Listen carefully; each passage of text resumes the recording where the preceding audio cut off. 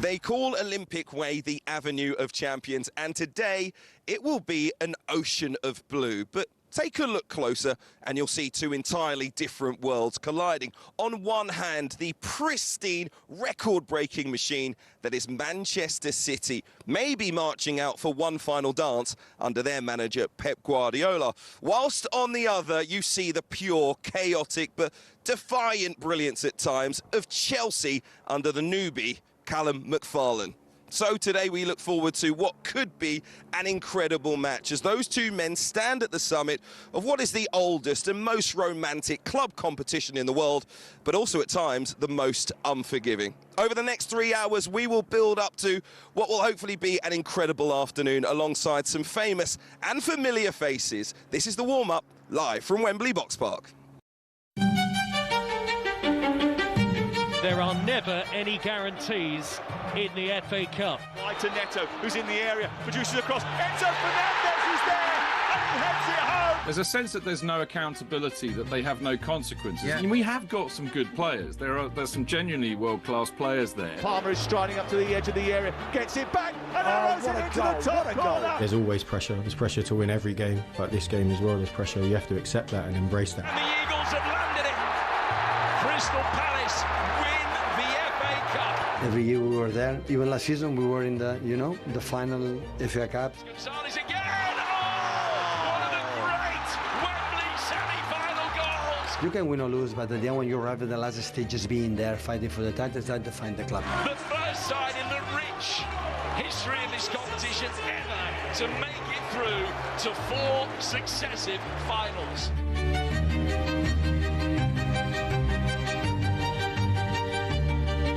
Welcome to Wembley Box Park. I am Hugh Woozencroft, alongside me the former Chelsea defender Jason Cundy, and an incredible afternoon in front of us as Chelsea take on Manchester City in the FA Cup final. It's kicking off at 3 o'clock. It is live right here on talkSPORT. Build-up already underway. People flooding down Olympic Way. Plenty of people going into Wembley off for work, but also plenty of fans already making their way here this morning.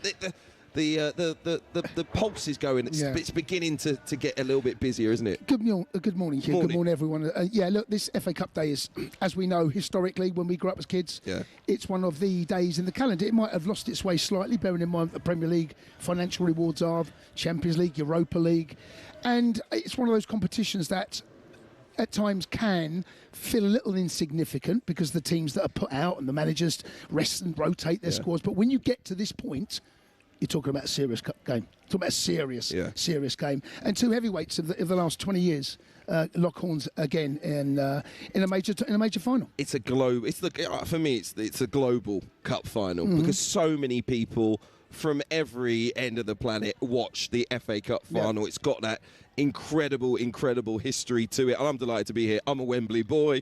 I grew up, I don't know, less than 10 minutes away from here. Yeah, mate, I grew up on every Sunday Wembley market, fake Avusu jeans and all of that when I was growing up. But also FA Cup day for me and my family was always one to remember, because when you live so close to the stadium, everything that's going on telly, you can also take part in physically. Like, I could run to the end of my street, I could watch on the telly, they'd follow the coaches along and they're making their way to Wembley. I could run to the end of my street and then go and see the players. I remember as a kid seeing like Paul Ince and Ryan Giggs playing cards on the bus as Manchester United drove past. The other great thing we could do as well is we could wait until the Red Arrows took off, and I could go into the back garden. They'd fly over the back garden on their way over Wembley as well. So it was always a big day if you're from the area, of course. A Wembley Cup final. Yeah, I mean, in particular because the location.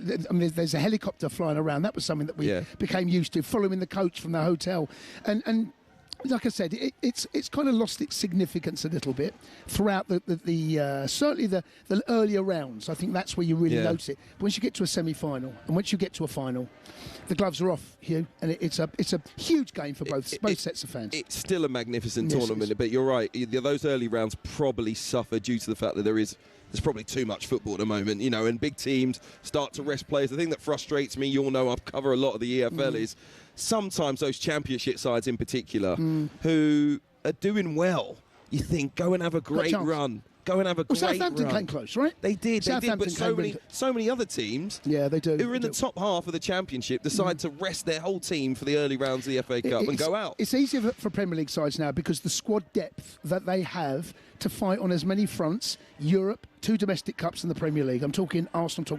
Okay, let's talk about City because they're at the final. They can afford to rest players against Southampton or rotate the squad and still bring on big dogs and rescue that particular situation. You go back 25, 30, 40 years ago, that wasn't the case.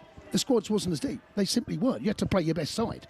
And rotation wasn't even a thing. You'd have been hounded out. Hugh, if your team 30 years ago rotated a squad for an FA Cup game, now it's commonplace.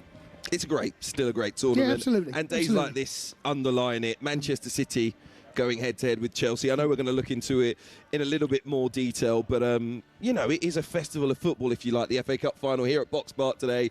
We've got you here for a reason. It's going to be full of blue behind us, Chelsea fans. Yeah. So very, very partisan in this part of Wembley here today, but we'll have a lot of guests on representing Manchester City as well. The day itself, it's interesting. Wembley got redone, and obviously it went off to the Millennium Stadium, as it was then called, in Cardiff for a period of time.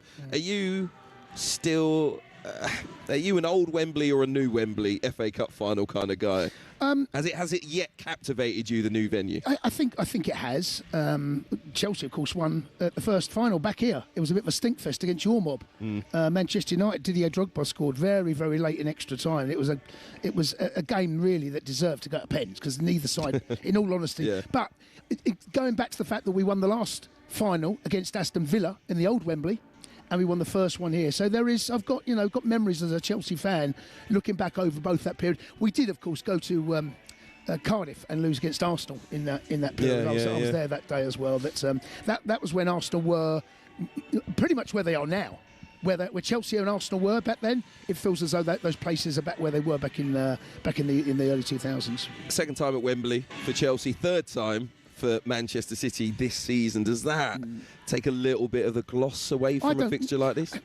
I'm not one of those that feels as though the semi-final has to be played at a neutral ground. It doesn't bother me one little bit. But I understand why certain fans feel that it should be at a neutral venue, especially when there's the travelling involved.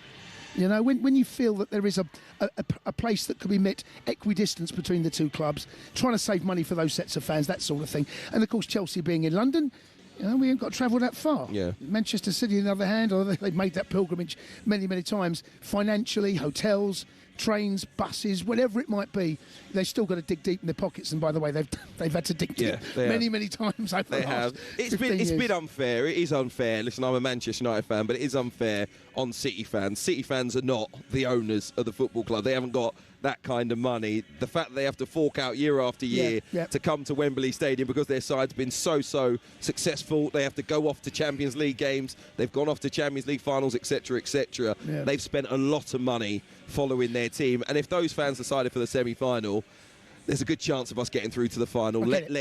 I completely understand it. I totally agree with you. Yeah, I mean, the financial climate in which we all live now, there's over the last 10 years, 5 in particular, there's been a huge crunch, and financially the fans, they all turn up though. I mean, I don't know how some families afford to do it, but they do. Football, because it is almost a religion to them, they find a way to not only find it financially, they find the time.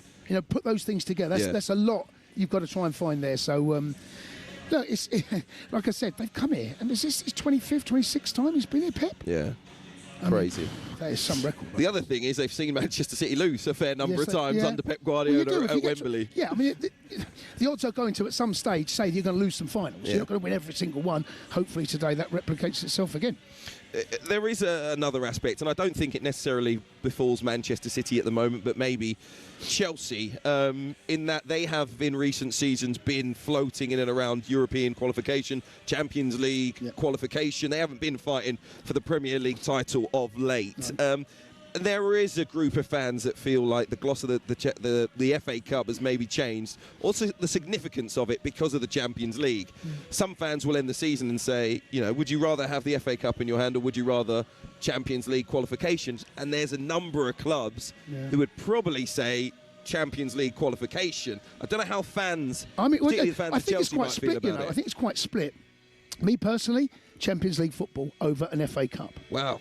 because of what I know financially what this means. And that I think probably feeds into the narrative that we were talking about earlier about why the FA Cup has lost its gloss a little bit, because financially, for a club to survive and move forward and keep going, winning the FA Cup on paper, even though it's going to be in the history books and it's a brilliant day and hopefully we'll do that, financially, the Champions League is where it's at. And if you want to continue to compete and you want to continue to get 2 FA Cup finals, League Cup finals, go in Europe, try and challenge for the Premier League, you do need that financial backing of the Champions League. Yeah. You're a Chelsea fan, so you're slightly spoiled. Yeah, maybe. You've got money. You're spending it on ridiculous youngsters for some unknown reason. You're wasting it at the moment. It's not going very well indeed. But ultimately, Chelsea's ownership group have money. So if I'm a Chelsea fan today, or if you offered it to me, I know it's not really on the table right now, Champions League or FA Cup. Well, the Champions League's gone. This year, I would be saying FA Cup all day long. If you'd asked me 7 weeks ago, I'd have gone Champions League. Okay, I've been quite open and honest about that. That's where I'm. But now that dream has gone, we're not going to get Champions League football now. That there's too much traffic. Simply can't happen. What about Europe? Full stop. Yeah, I mean, Conference League football. Well, today or the FA Cup. Win the FA Cup, you've got Europa League. So that's true. that's the goal. That's the aim. The Conference League, I think it will be a bit of an inconvenience if I'm brutally honest with you, because the financial rewards of the Conference League, they simply aren't there for a club like Chelsea. Crystal Palace, West Ham, perfect. The year we won it last year. No disrespect to those clubs. But come on, we know where the clubs sit financially and what is important to those clubs. Massive, huge year for West Ham to win that trophy. Crystal Palace, what a year, what a 12 months they would have had if they managed to do that. Chelsea, if we get Conference League football, I mean, I did hear reports that maybe Chelsea will pay a fine and pull out the Conference League. Do what Juve did 3 or 4 years ago and financially reset the financial regulations with they can't UEFA. They can. Juve don't. No, they can do it, but and then it might be worth it. Are you serious? Yeah. Would you advocate that? A club as big as Chelsea disrespecting a European competition and pulling out of the Conference League if they get into it? Without looking through the books, by all accounts, that is an option. It may well be worth. Chelsea too good for the Conference League? We are, aren't we? Let's be honest. Are you? We are. Come on. Where are you in the Premier League right now? No, but there's a club. Too good for that. Yeah, but we are. The Conference League was not designed for clubs like Chelsea. And there's a reason why we're the only team that's ever going to win all of the European competitions, because Real Madrid ain't going to get there. Man United aren't going to get there. Arsenal won the Champions League yet, so Man City, we probably will be for a very, very long time the only team in history that has all of the European Cups. You mentioned Crystal Palace there. I'm sad that you said that about the Conference League, but it's not our focus today. The FA Cup you know where I'm coming from. No, I don't. I would never advocate Chelsea pulling out of a European competition. Never. Well, because I think it disrespects it. It disrespects the clubs that are in it to say to all of those teams from around Europe who've got the chance to come to Stamford Bridge and play against elite Premier League players. Come on, some of them no, don't worry about you and your fans getting the chance to play against a team like Chelsea. Our fans can't be bothered, so we're not going to go. That's disrespecting the competition. Not the fans. I'm saying that the club may well find themselves in a situation that the better option for the club to move forward is to pull out, pay a fine. I'm just throwing it out there. Okay. I've got no information. That may well be the case. The final thing that I wanted to talk to you about very quickly, we've got 3 hours, so we're just getting underway. Just squeeze it in, Hugh. Just squeeze it in. Romance of this competition. And what Crystal Palace did last year, how much has it re-energised the FA Cup, shown the whole world what it really is meant to be about? Yeah, I mean, Julian Lescott's going to join us very soon. Yeah. He played in a game against Wigan. They got relegated. So there is still very much that the Goliath can be brought down. Yeah. There is a way that you can bring down the super club. And today's not that case, by the way. Yeah. But Crystal Palace last year definitely gave us a flavour of what it can be. The underdog can triumph over financially what is a bigger football club. So Chelsea, not the underdog today. Yeah, not taking on a Goliath, but they don't need the Conference League. No, but there is a pecking order. Today we're underdogs, right? There's no doubt about it. We are underdogs, but I just want to win it now, Hugh. Yeah. Once you get to this stage, and look, what a beautiful setting it is. Wembley FA Cup Day. There is something romantic about it, even as it hasn't changed for me when you're here. On this occasion, I've seen Chelsea play many FA Cup finals here at Wembley, but what a setting today. It's going to be brilliant, mate. By the way, if you're watching on the talkSPORT YouTube channel, you'll see a giant disco ball behind. That's not my head. Behind Jason, so you might get flashbacks from the 1980s and somewhere on the King's Road. But no, it's not about discos tonight. It is about the FA Cup. Plenty for us to discuss over the next 3 hours, as we mentioned, as we build up to our build up to the game itself from 1 p.m. and a 3 p.m. kickoff as well. This is the FA Cup warm-up live from Box Park on Olympic Way, by the way, on Wembley. We're going to be joined by an FA Cup winner in Joleon Lescott straight after this. Stay with us.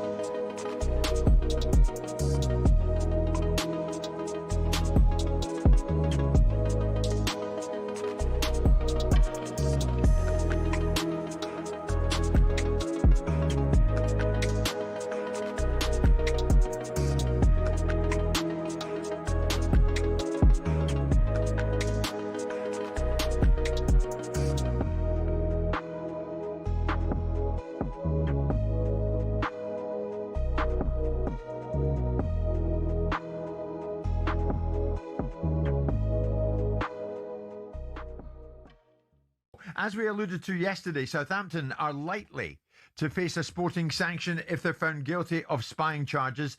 As a result, they could end up being thrown out of the playoff final to be replaced in that final by Middlesbrough instead, the team that they put out last night at the semi-final second leg stage.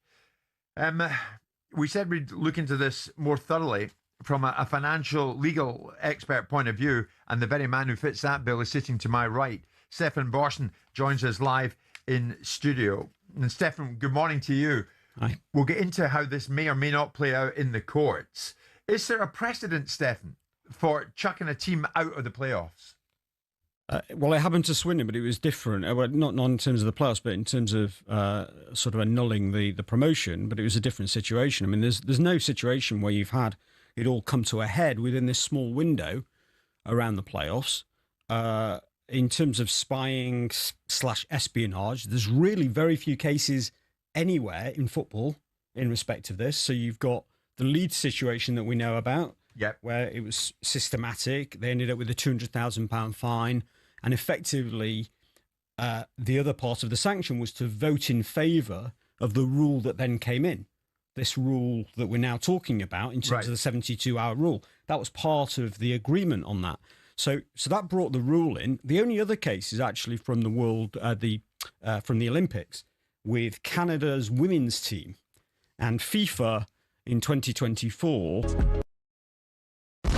Get ready to get that winning feeling with talkSPORT Win, because we're giving one lucky listener the chance to win a massive £25,000. Oh my God! Go to talksport.com/win to enter now, and you could win 25 grand in your hand, tax free. Oh, that's incredible. Get that winning feeling courtesy of talkSPORT Win. Thank you very much. Find out how to enter now at talksport.com/win.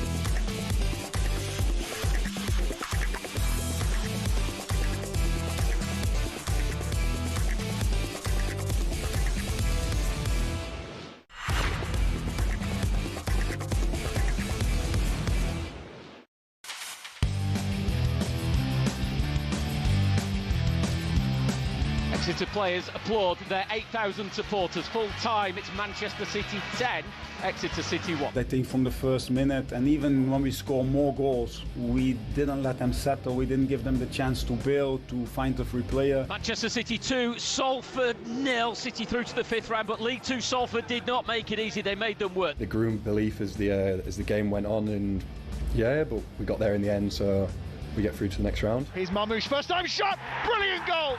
Omar Mamouche has probably won this cup tie for Manchester City. It's Newcastle 1, Manchester City 3. Doku coming inside, found O'Reilly, the angle is tight, he's knocked it square, and Haaland has a hat-trick. Liverpool are being utterly dismantled. That's as good as I've seen Man City for probably 4 seasons. Gonzalez again! Oh, one of the great Wembley semi-final goals. It is Manchester City in the FA Cup final yet again. You can win or lose, but at the end when you arrive at the last stage, just being there, fighting for the titles, that defines the club.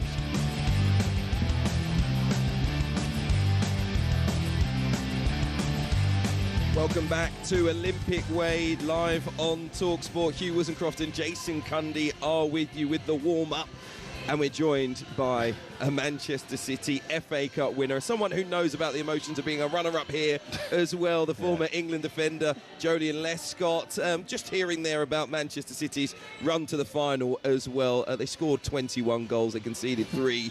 They have made it look pretty easy, and they're in the FA Cup final for the 4th year in a row. Always a big day for Manchester City fans of late. And there has been an upturn in fortunes in this second half of the season for City. We thought they might be well on their way to a Premier League title, which is still, possible for them, depending on what Arsenal do. How important is today for City fans and for Guardiola and his players too? Yeah, it's huge. Potential last season for Pep, definitely last season for John Stones and Bernardo Silva, so could be their last trophy. So it's huge for a lot of different reasons and factors, and I think it's kind of suggested that it isn't as important or as meaningful to City as it would be to Chelsea, but that isn't the case. Listen, you can't tell me that, or any City fan, that it's going to mean more to Chelsea than it is to them bunch of fans. Yeah, I know City, in fact both sides, Joe, have had huge amount of success over the last 2 decades or thereabouts.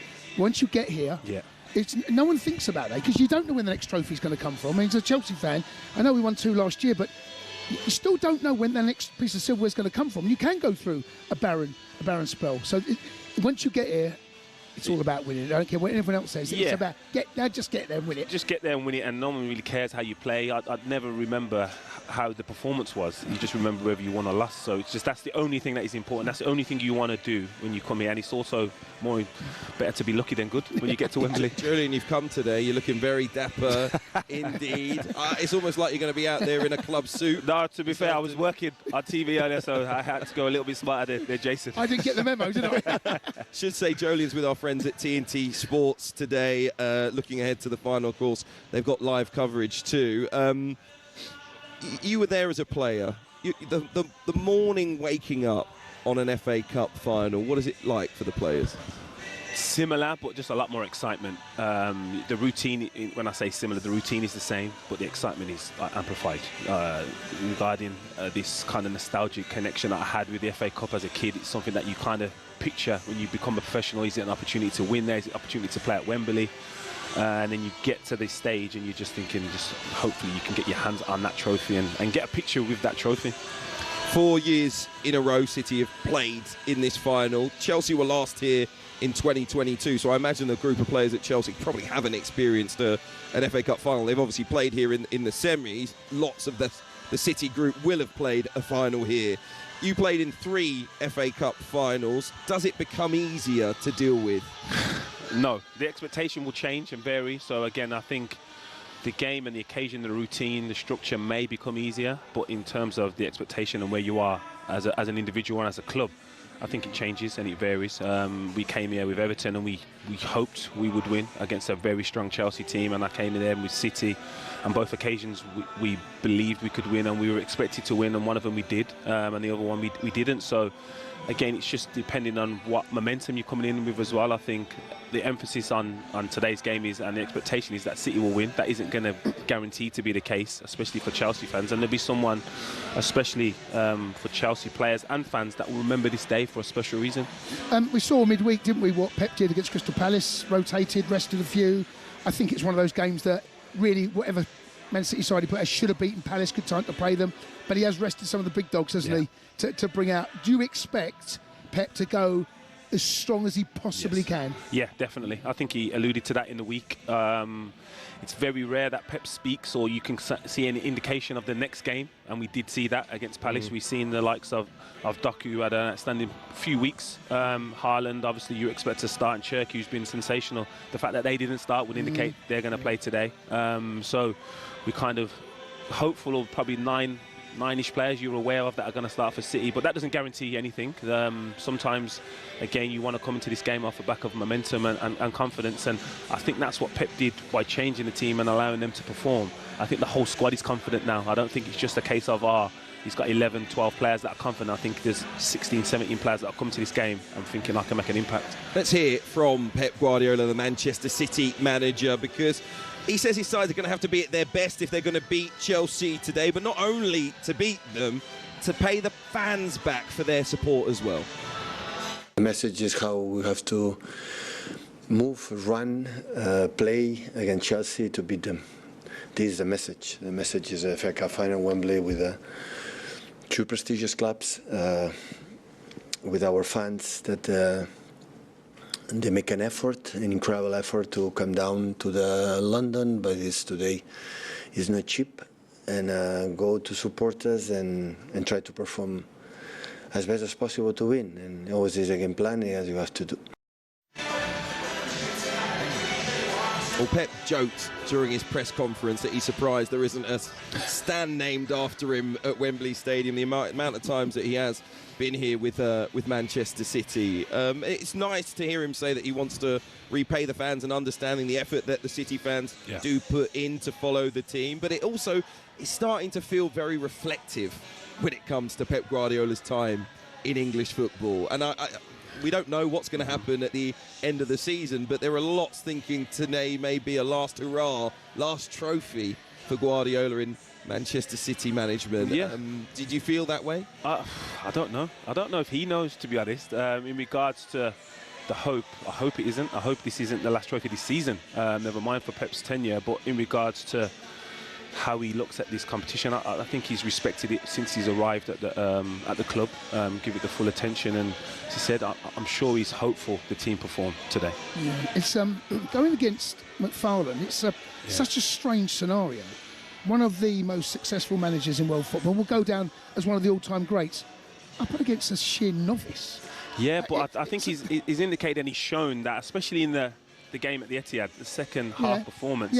He's aware of tweaking tactics in-game, which is unique to coaches. Not all coaches are able to see something and go, that needs to be changed, and we've definitely seen that in the second half. We've definitely seen that against Liverpool recently as well. So he has got an understanding of the game and in regards to what is needed at different times. But yeah, it doesn't feel right, does it, saying it? I mean, I can't imagine in the weird and wonky world that a Pep Guardiola could lose, and of course he could, but it doesn't feel right that someone like Callum. Well, do you know what I mean? Argue if it doesn't feel right, but you've got to look at it and say it's still Chelsea. Yeah.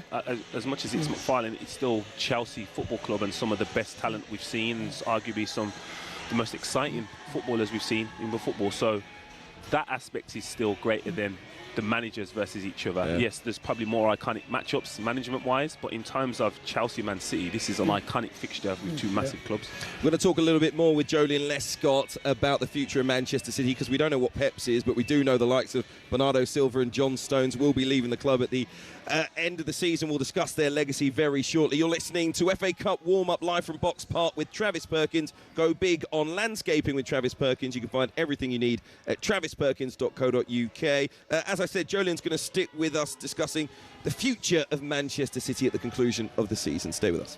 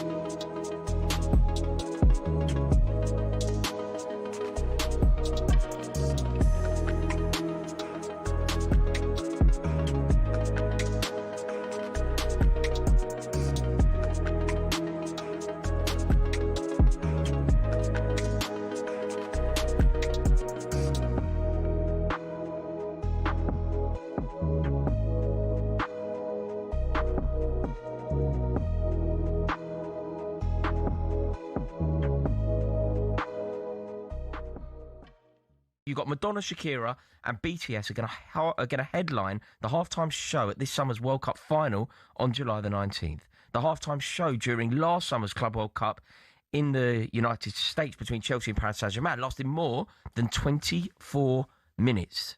This is going to be the first time that there has been a halftime show at a World Cup final. I've got a terrible feeling that you're going to tell me you have no problem with this.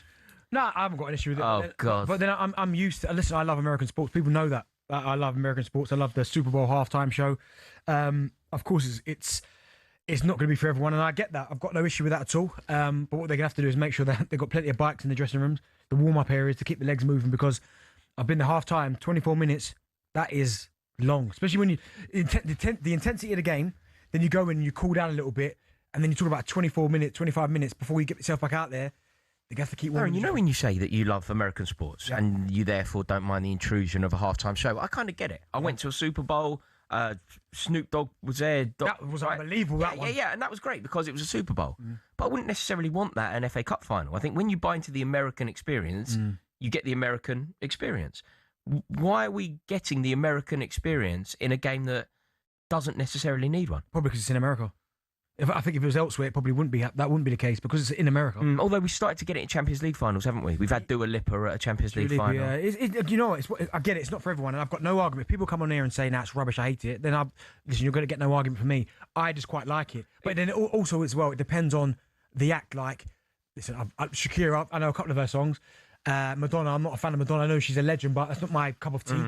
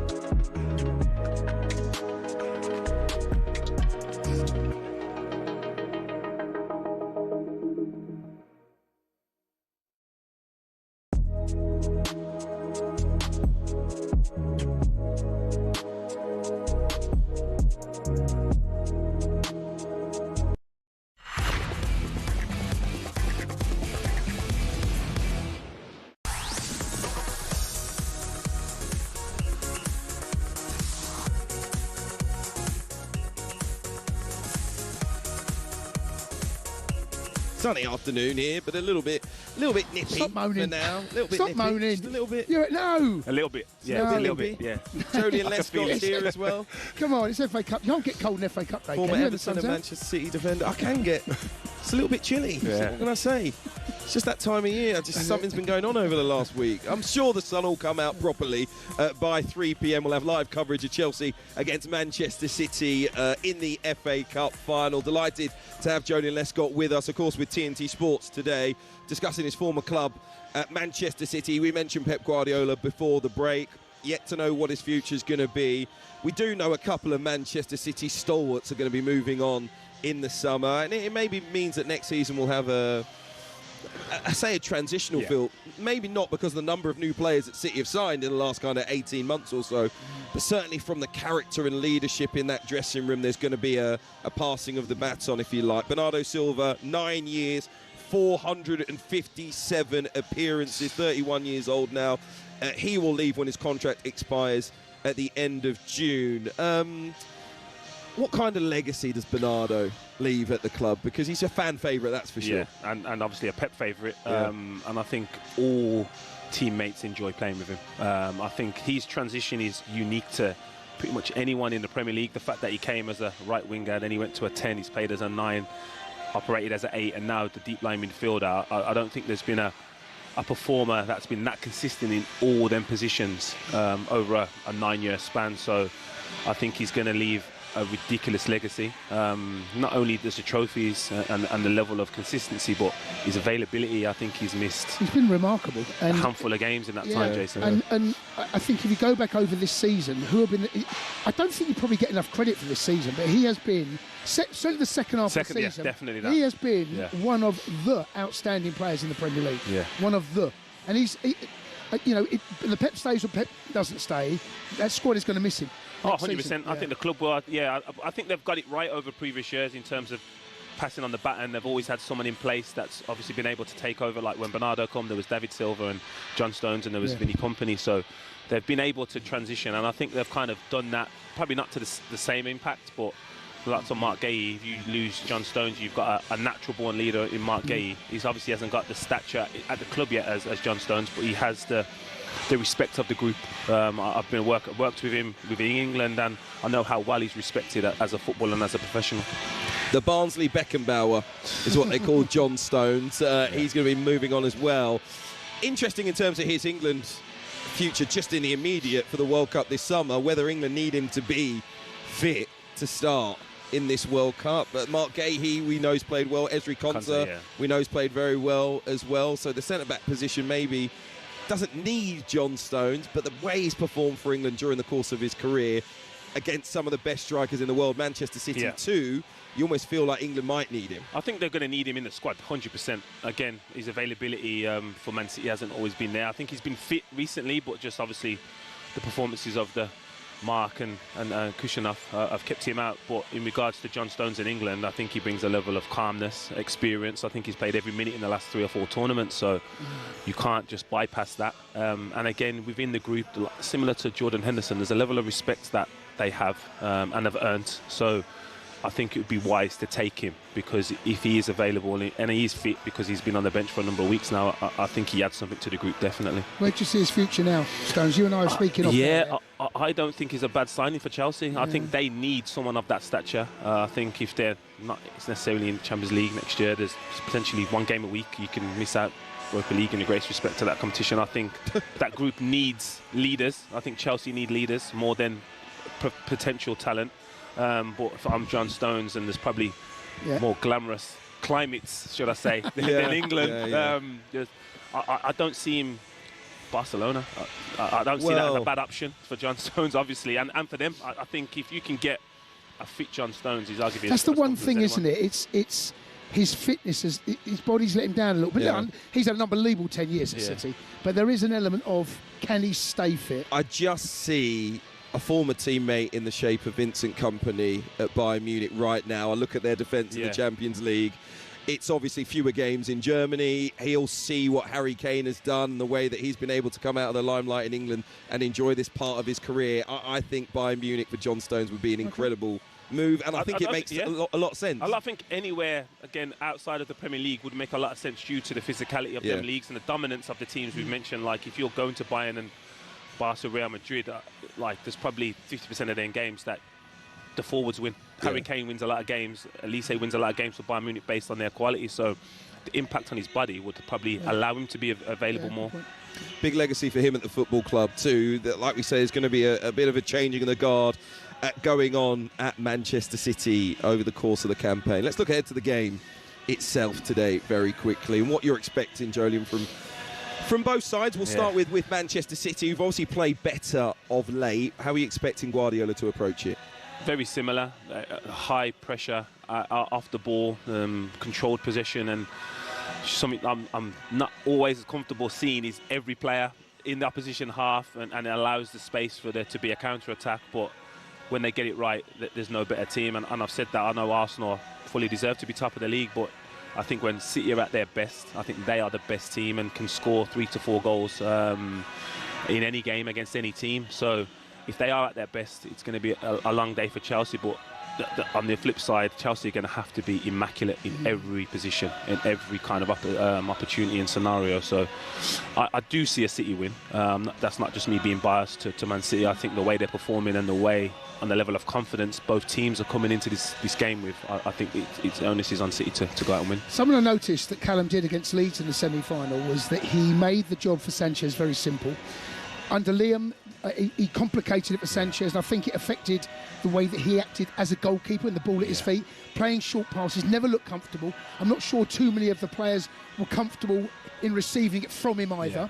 And he went a bit longer, he turned Leeds around, and I think that first half performance against Leeds showed that Callum can bypass us. So if there is a press, I do expect him to go a little bit longer into João Pedro, in beyond that press, and get higher up the pitch. That makes sense, but again, João Pedro, in the greatest respect, and as much as I enjoy him, it's not Didier Drogba, is it? You don't expect him to like hold off 2 defenders and be isolated and then keep possession. He can do it though. His game has really developed in the last 6 months. Listen, I think it's one of the best signings they've made in recent seasons, João Pedro.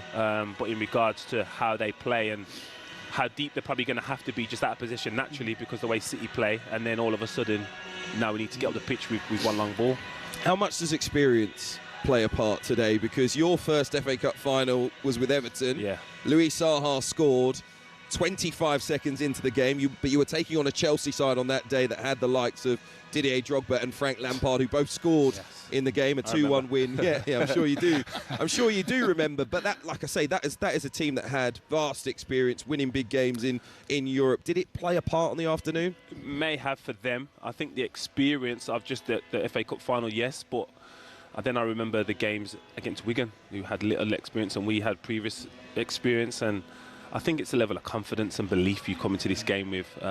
Again, you kind of, as much as the run of form for Chelsea hasn't been great, they'll discard that. Players are great at discarding negative performances, especially when you get to a final. They'll want to remember this occasion for the rest of their lives, and you only want to do that with a win. Joe, it's a good point, that, because before we played Leeds, I was on talkSPORT saying that the players owed a performance.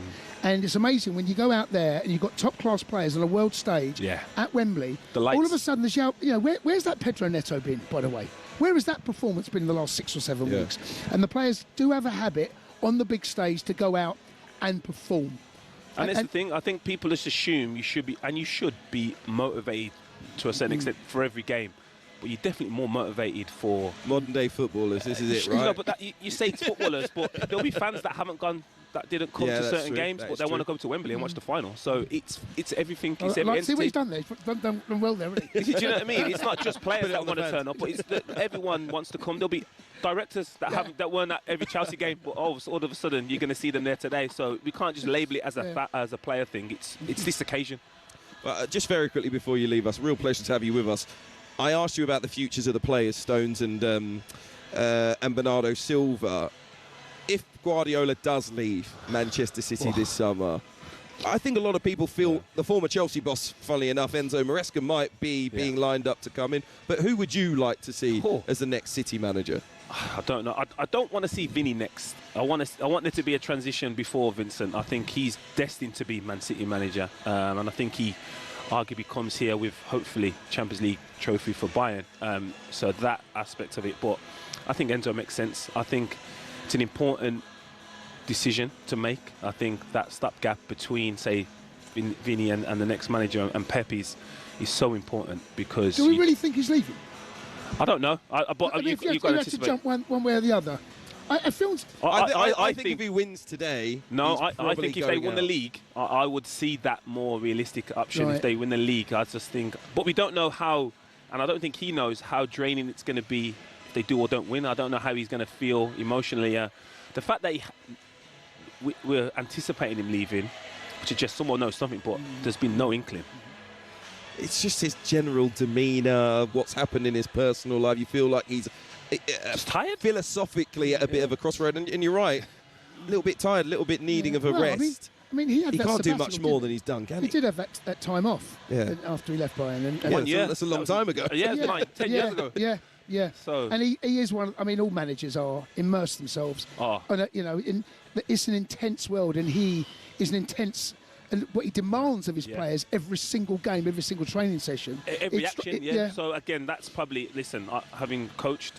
I can confirm I don't want to coach. The fact how intense it is and how much time. You'd rather sit here with us, right? Yeah, definitely, and enjoy the occasion. But in regards to Pep, it's another level. It's every detail. I remember doing something with the club on pre-season tour, and coming down for breakfast, and I had to be an activation like earlier than everyone was up, and he's in there watching a laptop for pre-season friendly. I was like, that is why you achieve what you achieve.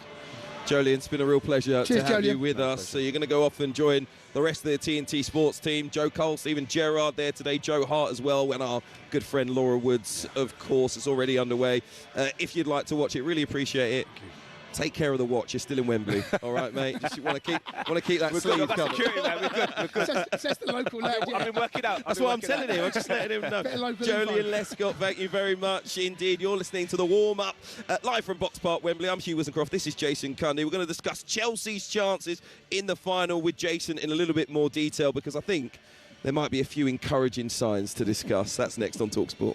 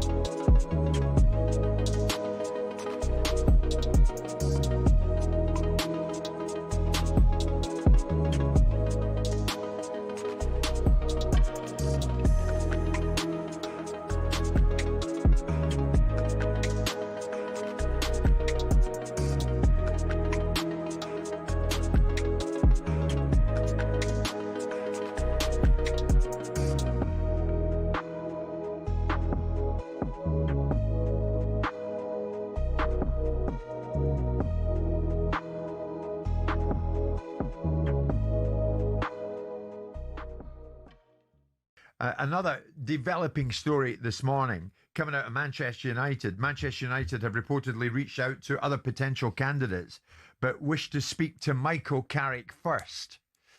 What do you read into that? Is the significant fact of that Carrick gets first dibs in speaking to those who will make the ultimate decision? Well, in other words, he's leading the way.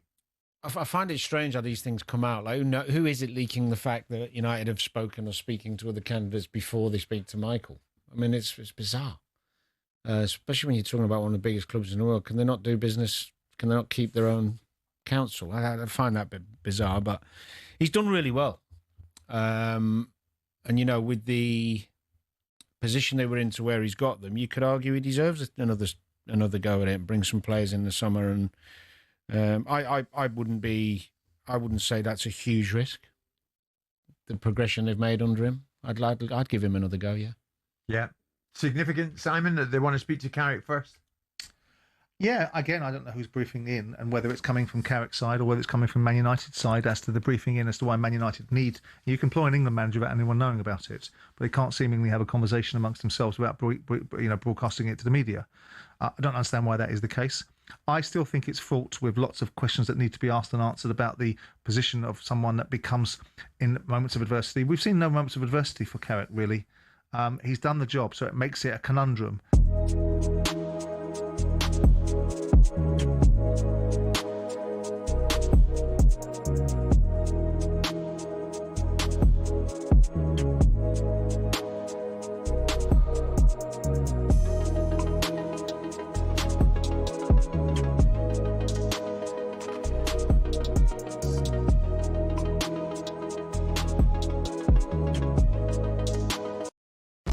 Get ready to get that winning feeling with talkSPORT Win, because we're giving one lucky listener the chance to win a massive £25,000. Oh my God. Go to talksport.com/win to enter now, and you could win 25 grand in your hand, tax free. Oh, that's incredible. Get that winning feeling courtesy of talkSPORT Win. Thank you very much. Find out how to enter now at talksport.com/win.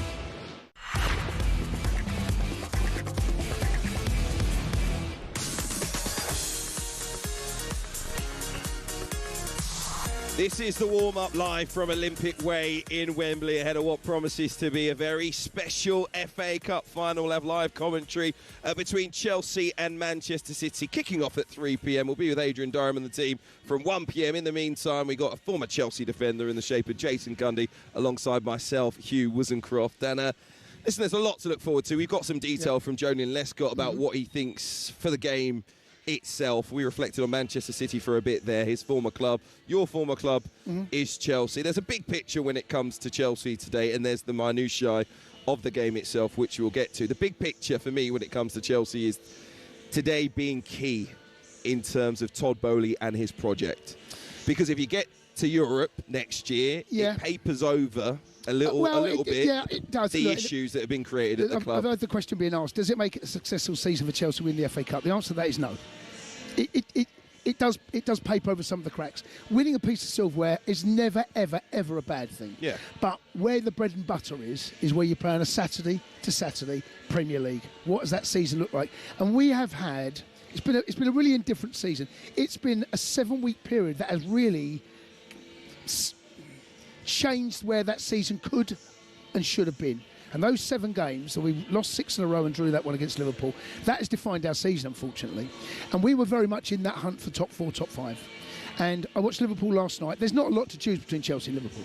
And it looked like we were going to be the two sides to battle it out. But that 6-week period where we lost 6 on the spin has really dented any kind of hope that we had of going in and challenging in and around those top. We're not good enough to win the title. We know that. But we're definitely good enough, we'll have players good enough to make sure that we make a challenge in and around Champions League spots. And 5th gets that.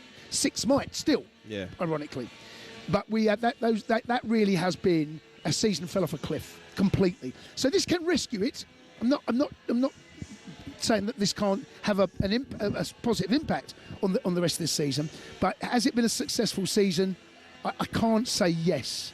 I can't. But it's a piece of silverware. I think it could feel different by 6 o'clock. Every chance, tonight. of I'll course. be honest. You've got an FA Cup in your hands. The fans are cheering. Callum McFarlane lifted up in front of those fans, thrown into the air. It could be a very different emotion tonight. Of course, but I think where you go back 30 years ago, this would have been a successful season for Chelsea.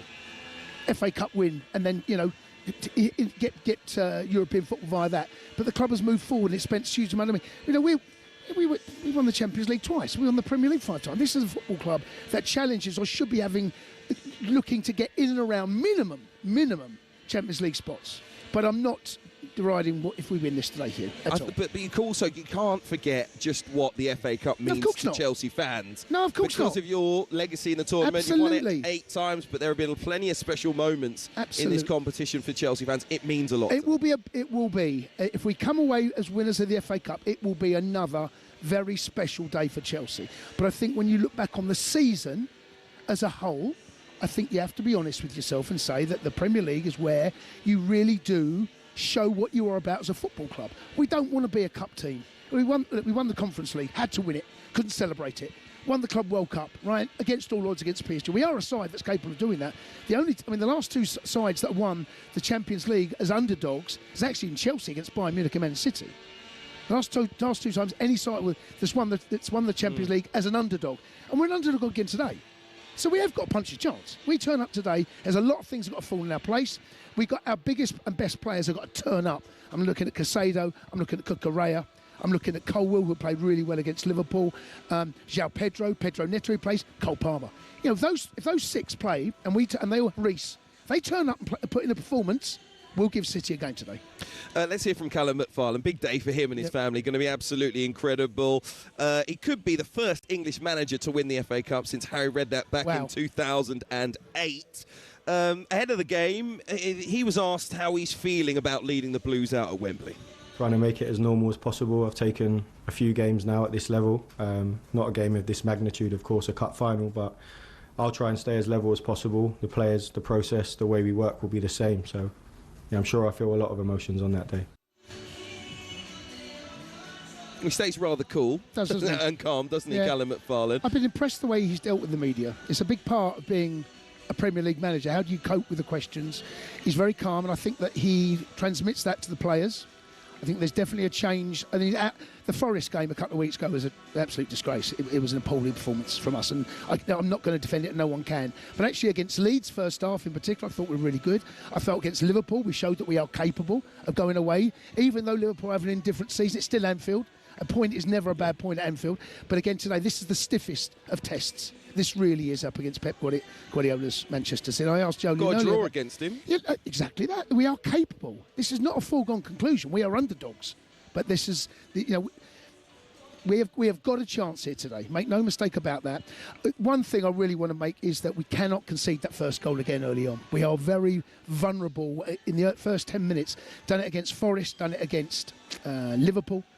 We do not want to be chasing the game out here against City. Yeah. We've got plenty of time still to discuss Chelsea and their chances. You've been taking pictures with the Chelsea fans who are beginning to make their way, by the way, here into Box Park behind us. So there'll be plenty more selfies with Jason Cundy over the next couple of hours as well. If you're a Chelsea fan making your way down, come and say hello. We've got plenty, like I say, still to discuss. This is the FA Cup warm-up live from Box Park with Travis Perkins. Go big on landscaping with Travis Perkins. You'll find everything you need at travisperkins.co.uk. We're going to discuss some of the other big fixtures coming your way across the weekend in the Premier League. That's next.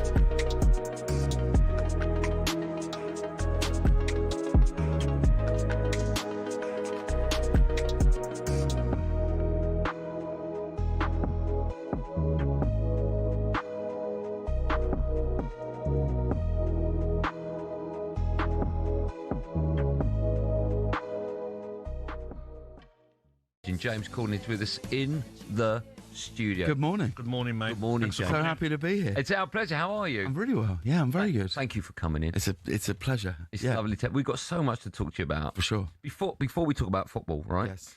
I was just going over old stuff that you've done, right? Mm. And I was watching with my producer Ollie this morning when you did the Sports Personality of the Year.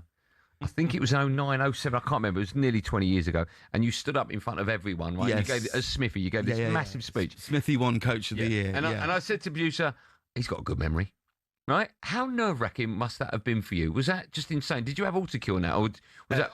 Well, yeah, no, there was a prompter, but the issue was with that is we shot that 8 minutes before they went live for Sports Personality, so we only had one. We could only do it once. Yeah. From the standing up in the crowd, the walking through, doing all the stuff. So also, we had to make sure that lots of people were in the audience, because as sports personality, they all wait in this room before they go out, and we had to go up to like Freddie Flintoff, and what we had to say to him, we had to go, Freddie, we're going to do this thing. Don't laugh along.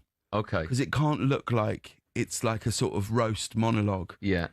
Which is why Freddie's such a brilliant actor, looks so angry in that we just like make out like it's real. Don't just laugh along when we start saying all these things to different people.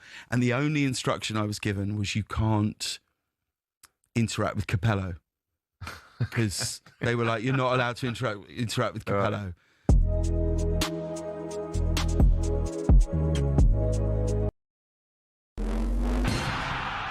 Monaco, Singapore, Las Vegas.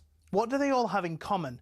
Well, they're all F1 street circuits. 20 years ago, the sports only visited 3 a year. From 2026, there'll be 10, despite the actual racing often being worse. So why? Why are there so many street circuits? Cars racing past the Casino Monte Carlo is one of the iconic images in all of sport. But in the last few years, it's been joined in the Street Circuit Club by the dazzling Grand Prix on the Las Vegas Strip, in Miami, Azerbaijan and others. And there's no sign of the trend slowing down. The streets of Madrid have also gotten involved, and there are conversations about Grand Prix in the capitals of Thailand and Rwanda. But fitting them in means we said goodbye to classic circuits like Hockenheim and Imola, angering fans who are still packing out the European tracks like Spa, the Hungaroring and Monza. And these generally produce more wheel-to-wheel action than street circuits too. At Silverstone in 2025, there were a total of 26 on-track overtakes. At Monaco, 4. I'm an F1 enthusiast. Even I struggle with that. But it appears to be a good step. In 2025, there was a record 2.3 million strong viewership for the Monaco Grand Prix in the US alone. Meanwhile, for the British Grand Prix several weeks later, 1.5 million tuned in. So why are we seeing this drive towards street circuits? Well, no prizes for guessing. Money. Formula One demands a fee of between $20 and $60 million for the rights to even hold an event. In total, including sponsorships, it's believed officials in Saudi Arabia pay almost $100 million for their race. The huge fees are possible because of the street track's city centre locations, as people staying at hotels at inflated prices and tourist sites brimming with visitors mean the cities rake the cash back in when the race comes to town. So it makes financial sense for Formula One and the cities, but will it cost the sport in the long run if F1 races are too boring? After all, nothing beats the roar of an F1 car as it flies through the forests of Europe, or mechanics watching a storm coming across the humid Asian countryside. Take that away and, well, you may as well just watch American IndyCar.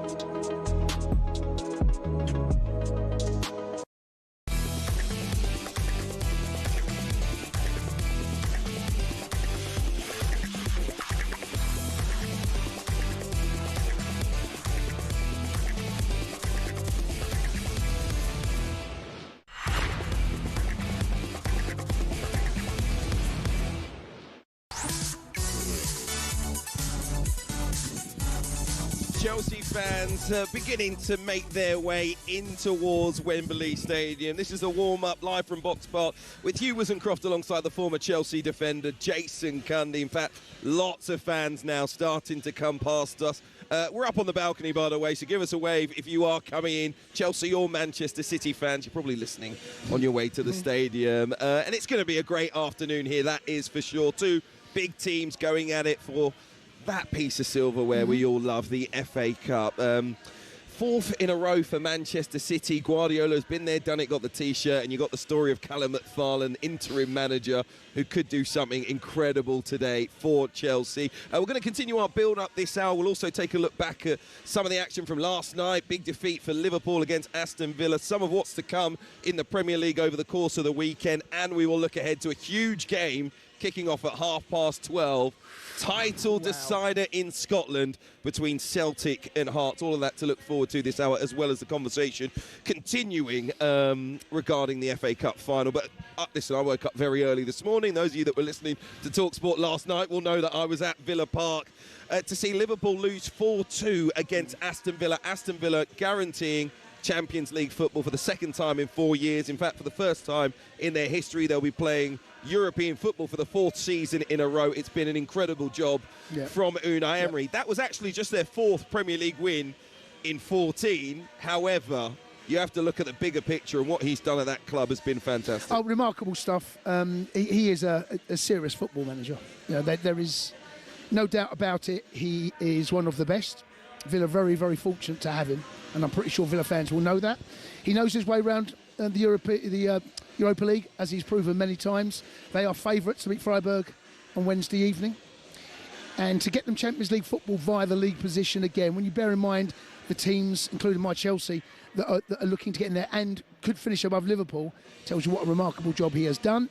And he continues to do. It's been another very, very good season for Villa. It was a tight game until Dominic Szoboszlai slipped, to be perfectly honest. But that moment actually underlined the lack of confidence with Liverpool at the moment, because Aston Villa scored the goal and went from strength to strength, and you saw Liverpool just shrink. They crumbled. Yeah, completely crumbled. I mean, Ollie Watkins was outstanding. His movement. I saw Cucurella do something similar from a deeper position last week against Liverpool at Anfield. Those runs in behind between the two centre-halves. And Ollie, I found it amazing that he kept finding himself 1v1 with one of the two centre-halves. And he occupied the pair. He was one of the best games I've seen him play in a long, long time. And he occupied those two centre-halves. And he ran them ragged. He's got the bit between his teeth at the right time when it comes to... Absolutely. And England call-up guaranteed now, virtually. It feels impossible for him not to. Yeah. But he did say in the interview afterwards that he felt that he wanted to prove a few people, not a few people wrong, but prove he's still very capable. Because he's had a bit of an indifferent season. I think he'd admit that. But since the last international break, he has been outstanding. The interesting thing about watching him is you think England definitely need him, but he's so different to Harry Kane, and no one's on Kane's level. No. Obviously, as we know, very few players are, but actually their games are very, very different. And you saw Watkins and you thought he almost felt most dangerous when Emi Martinez had the ball in his hands and he wanted to launch the ball down the field, because you felt like on the counter, Villa was so dangerous every single time it was open. And England obviously playing a different way because they dominate a lot of the teams that they play against. But then you think, if we are maybe with our backs against the wall against some of the bigger nations in the later stage of the tournament, he could be a game changer playing in that exact way. Yeah, he needs space to run into. That is his game. And you're right, against the teams that we're expected to beat, they will sit. There'll be a low block. There won't be a lot of space in behind. What you want really, ideally, as what Ollie Watkins wants, is a team to come onto you. And Liverpool did that. Liverpool they are a team that give you chances. Defensively, they have been a terrible, terrible side this season. And to concede, it's the most goals they've conceded in the Premier League ever. Another 4 last night, and there's still games to play. One more game. Yeah, and so in terms of what Ollie Watkins gives us, whenever you talk about what Harry Kane can bring, Harry Kane is a wonderful centre forward. He can do a lot of different jobs, but you want something different. Kane can still play as a 10, and you can play Ollie Watkins above him. There's that option as well, but he 100% he's put himself in that window. I'll be very surprised if he's not on the plane. He was fantastic. Morgan Rogers was fantastic as well. Yes, grew into the game. He grew into the game, but he's had a difficult spell since really being prominent for Thomas Tuchel and England when Jude Bellingham was out and injured.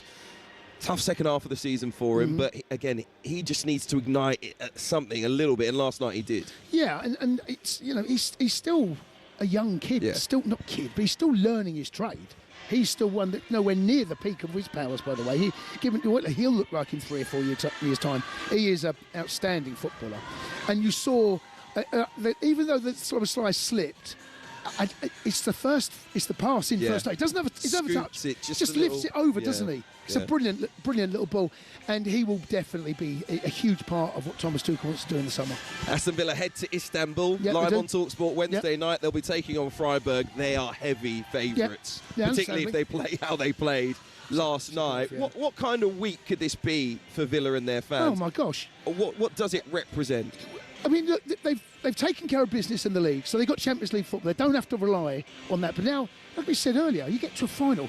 I mean, what an unbelievable couple of seasons. You think about where they were when Steven Gerrard left to where they are now, and they could go on and win the first European trophy since what year did they win? It was 80. 82. 82. Yeah. Right. So that and you know they are a huge football club, Villa, and over the last 2 or 3 decades, they really haven't achieved things they should. They really should be a side that should be, getting to more finals, winning more cups, winning more trophies. And he's going to put them back on the map, it looks like, in European football again. What goes on with Arne Slot now at Liverpool? I just don't know, mate. Because you start to lose real faith when you see performances like that. And then you think of the job that actually lies in front of him to try and rebuild the team, because a lot of the players that came in this season didn't hit the ground running. They've been injured, the likes of Alexander Isak. Others have taken a long time. Still haven't Florian Wirtz really hit anywhere near their potential. Frimpong the same. Kerkez has managed to get himself in the team, but I'm not sure he's as good as he was when he was in a Bournemouth shirt, although he's getting better. And then you might have to rebuild the midfield for Liverpool. You might need new centre-halves as well. Alisson might leave, and suddenly you go, is he the guy to rebuild Liverpool? Well, whoever is in charge at Liverpool next season, all of those things you just laid out, they're still in front of the next manager, with him or Slot, whoever that's going to be. There are some mitigating circumstances. I think that it needs to be said. Early part, the Jota situation, you can't ignore that. Then you look at the fact that Trent went, that was a big miss. Salah's drop off in form. Robinson wasn't the same player. Kerkez hasn't been able to replicate that either. Diaz leaving. Gakpo hasn't been able to, he's not the same player. Diaz has been a huge miss, really big miss. And then Gravenberch hasn't quite been at the level. I think Liverpool probably need that linchpin of a midfielder. Listen, they're after Lavia, we signed him. They're after Casado, we signed him. And for some reason, they've not gone back into that market. Because Gravenberch did a really good job last year, I think they might have taken their eye off the ball slightly there. So all over the pitch, I've mentioned pretty much every part of it. The fullback, centre-half, midfield, wide left, wide right. But then you can see a little bit as to why Liverpool have been nowhere near the levels. Then you fast forward and bring in Wirtz. Wirtz clearly hasn't adjusted life in the Premier League. Not to say that he won't. Isak picked up the injury.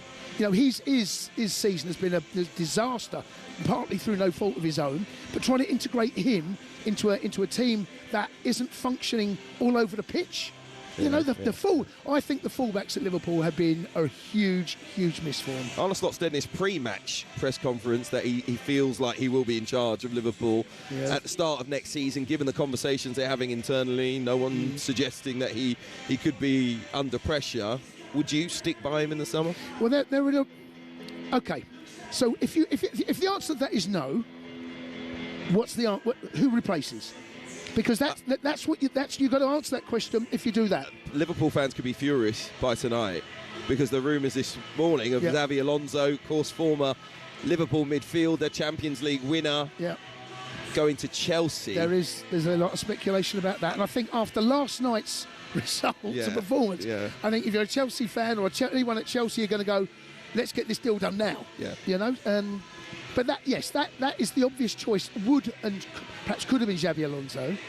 But Julian Nagelsmann could leave Germany. But Iraola. I wonder whether Slot might get another crack at the whip. I think he might be given that chance again because of the situation I've just told. Some of those aren't down to him. Having said that, the style of football that Liverpool have got and adopted since Klopp left. I didn't think Liverpool were great last year. I said that. I didn't think they were great champions. I didn't think it was a particularly strong league. And since then, they've regressed again. The high energy that Klopp brought to Liverpool, that intensity, that get you off your seat football has completely gone. He's drained that completely out of this Liverpool side at the moment. And if they're going to... Liverpool fans, my mates that are Liverpool fans, they want him gone. Yeah. They've seen enough. They've had enough. Same. Yeah. I don't know how many Liverpool fans are really on Arne's slot side, and that's the problem. That may make the difference in terms of his future. Indeed.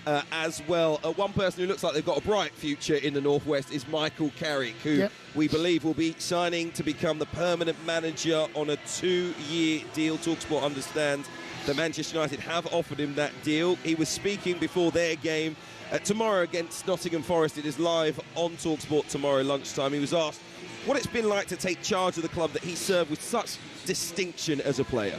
It's a unique football club, special football club, you know, and I'm immensely proud to have come back and to be part of it, to help as a supporter, as an ex-player and an ex-employee is one thing, but as a pure supporter and caring about the club so much, to be in a position to come back and help, and for as a group to move forward, it was important, I think, to make the big step to get back into the Champions League is good. Is good, and it's obviously we're happy with the work that we've done so far.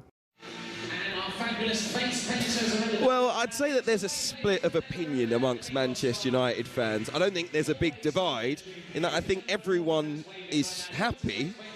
It's just how happy. Some are absolutely delighted that Michael Carrick is going to be in charge, given the results that Manchester United have picked up, and some are happy because they love Michael Carrick and what he's done for Manchester United this season and as a player, but they have a few more reservations than others. For me personally, I'm probably in the camp of reservations, but not about Michael Carrick, about the process. I don't trust Ineos. I don't trust Sir Jim Ratcliffe and Jason Wilcox. I don't trust their decision-making. If Manchester United, I felt, had gone through a really extensive recruitment process, interviewed some other candidates and said, Michael Carrick's our man, I'd be absolutely buzzing. I'd say they've left no stone unturned to try and get the best manager they can, and they feel it's Michael Carrick. Fantastic. What it feels like is a lack of other options, and they've just gone, well, the easy decision to make is to keep Michael Carrick on. That's how it feels externally, at least. Yeah, it felt as if they had no real option other than to give it to him because of what's happened in the results. The performances, I think, have been indifferent. I don't think they've been particularly great. But when you look at the body of work that he has done and achieved where they were and where they are now, it's a massive green tick. You can't deny that. Yeah. When you broaden it, this is what I've been saying for quite a number of weeks now, is when you look at it, the bigger picture is they were on their knees, Manchester United, in terms of a football club, where they were, how the fans felt, you know, and the general the outlook on what the club was doing, where it was going. It was a real low point. And what he fixed, he went back to basics, kept things simple, played a back four, put the best players in the best positions. And by the way, he got some good players at United, and they reacted to that. The caveat to that is he had no European football, he had no domestic cup football, and he came in and he worked from Saturday to Saturday every single week. And he got it right. He got the results. Performances were iffy, but it felt as if they had no choice, no option, because of what he done. But I tell you what, I like the 2-year contract. It's not a 4-year contract. It's not one of those where it's a 2-year deal, right? So that tells me they've gone, right, you've done well done, you've done enough to get this job. But we're going to see how the next year goes as well. That's what that tells me, if it is a 2-year. I think for Manchester United, rebuilding the club, next season's about getting to the Champions League. And the season after that is probably about getting to the Champions League as well. We all know it's a big football club that wants to win trophies. But ultimately, you spoke about it earlier, you know, the dynamics of football have changed. It's a money game right now, and you can only mix it with the best if you're in the Champions League. Indeed. So he's got them there this year. Will he be able to do it again? We shall see. Much more still to come. We got a message here, in fact. Richard Ned on the way to Wembley have dropped us a text on 81089. They're supporting Chelsea. They say, Hugh, typical United fan, preaching about Chelsea potentially pulling out the Conference League. Hold on a minute. That was you. Listen, all I'm saying, I read an article about it, that it is a potential option, only because it's been done in the past. But they are calling me a bit of a hypocrite because, of course, they say, didn't Sir Alex pull United out of the FA Cup once? Yeah, he did, and I didn't agree with it. They also say up the Chelsea. Good luck this afternoon, gentlemen. Big game against Manchester City. More build-up to come to the FA Cup final. You're listening to the warm-up live from Box Park, Wembley, where the Chelsea fans are getting a few drinks on board behind us. I'm Hugh Woozencroft. That's Jason Cundy. We'll be joined by Chelsea fan, host of Early Sports Breakfast on talkSPORT after the break. Olivia Bazaglo is going to be with us. Stay tuned.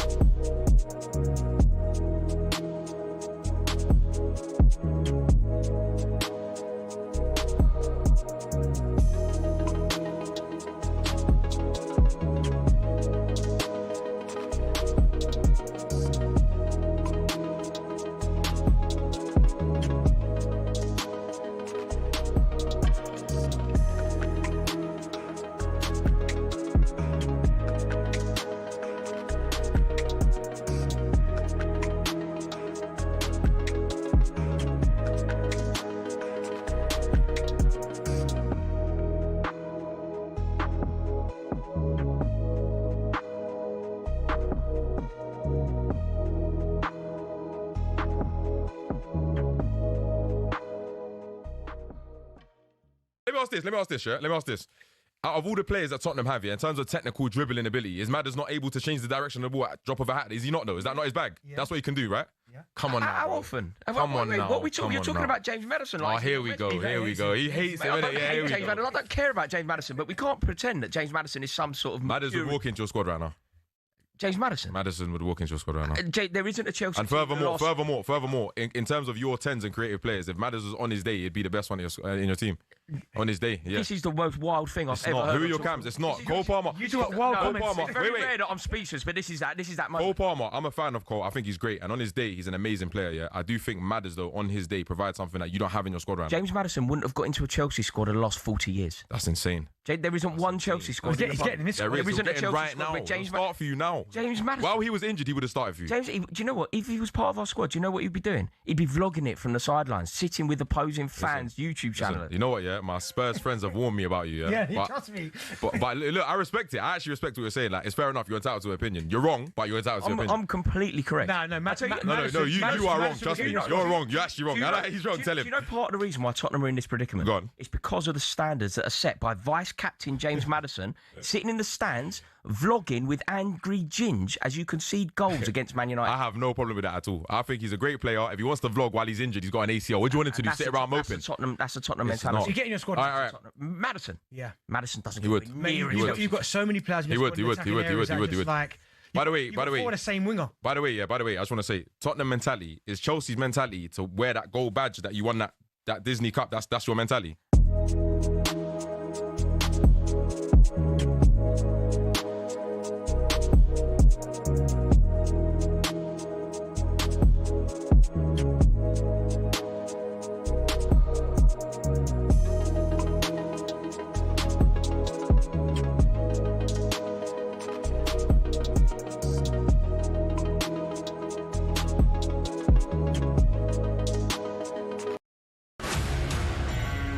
Hello and welcome to talkSPORT Goals. We've been taking you through what should be another busy day of football. Chance to win it! We don't need to do that, guys. I'm going to owe you an apology. How would you get to that conclusion? That's a weak mentality. Oh, get out of it.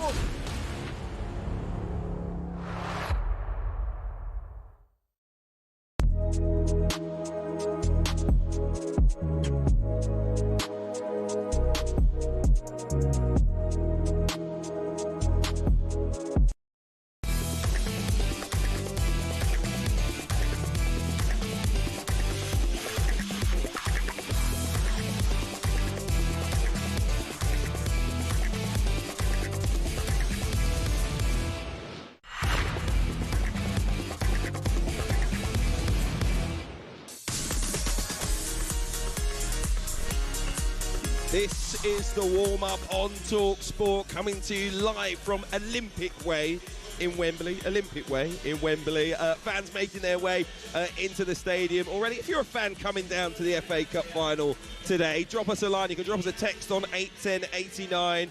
You can also leave us a voice note on WhatsApp at the usual number 03717 223344. I want to know how you're feeling ahead of this final. City fans, Chelsea fans. It's going to be a big one. It's always a big game, and I'm delighted to say another Chelsea fan joins me. Got Jason Cundy here, but also Olivia Bazaglo, of course. Hey, we know her from Early Sports Breakfast with TNT Sports today as well. Yeah. Looking glamorous as always. Feeling good about Chelsea's chances today? My head and my heart are telling me two different things, I think. I think my heart saying one... Oh, it's so good, isn't it? I love it when Chelsea have Box Park. Yeah, I think my head's saying Pep Guardiola's not going to lose 3 FA Cup finals in a row. But my heart's saying, how can Chelsea lose a 7th domestic final? This is a club that, when we got to Wembley, we knew we were going to win. Admittedly, at that time, we had Drogba, Lampard, Terry, Cech, and we're so far from that now. But I've got anything can happen in a final, and that is the outlook I'm going with. And yeah, I'm trying to stay positive. We're going to get some more from Olivia in a moment, but we are going to head out onto Olympic Way. Our roving reporter, Anil Candola, is currently down there chatting to some fans. Anil. Yes, thanks, Hugh. I'm here outside Wembley now. It's grey skies, but who knows? This could be the calm before the storm. I'm joined now by Dan, the Chelsea fan. Dan, it's a bit of a strange time to be a Chelsea fan at the moment, isn't it? It is at the moment, yeah. Not got a lot of confidence in this ownership, but hopefully we can do the job today. Yeah, definitely. And look, it's a cup final. Anything can happen. It's almost like the changing of the guard. It always used to be Chelsea known as the team who were really the ones at Wembley as their second home. And now it's almost Manchester City. So who do you think, which side of the blue do you think is going to get the win this afternoon? Oh, it's definitely going to be Chelsea today. Yeah. Chelsea on a one-off game all the time, we'll win. Yeah. Just, if I had one wish, bring back Drogba for this game. Oh. But, yeah, I think we can do it today. Who knows, João Pedro might be the new Drogba and it could all happen today. I just want to get your opinion, of course, before I let you go in terms of Xabi Alonso. It does seem that he is going to be the next man in charge at Stamford Bridge. Are you confident that he's going to be the one to change the fortunes almost, if you like? Yeah, I think he'll do the job. He's obviously he's been at Real Madrid. He's got a bit of pedigree about him, so yeah, I think he'll do well. Bit of Spanish influence, yeah. Bit of tiki-taki football. I think he'll be all right. Yeah, you can never say no to that tiki-taka football. And very finally, before I let you go, what's the score going to be this afternoon live on talkSPORT as Manchester City take on Chelsea in the final? 2-1 Chelsea. Up the Chelsea. And there you go, a confident Chelsea fan, reasonably confident. Will they have a chance to be confident later on? We'll find out. Back to you, Hugh.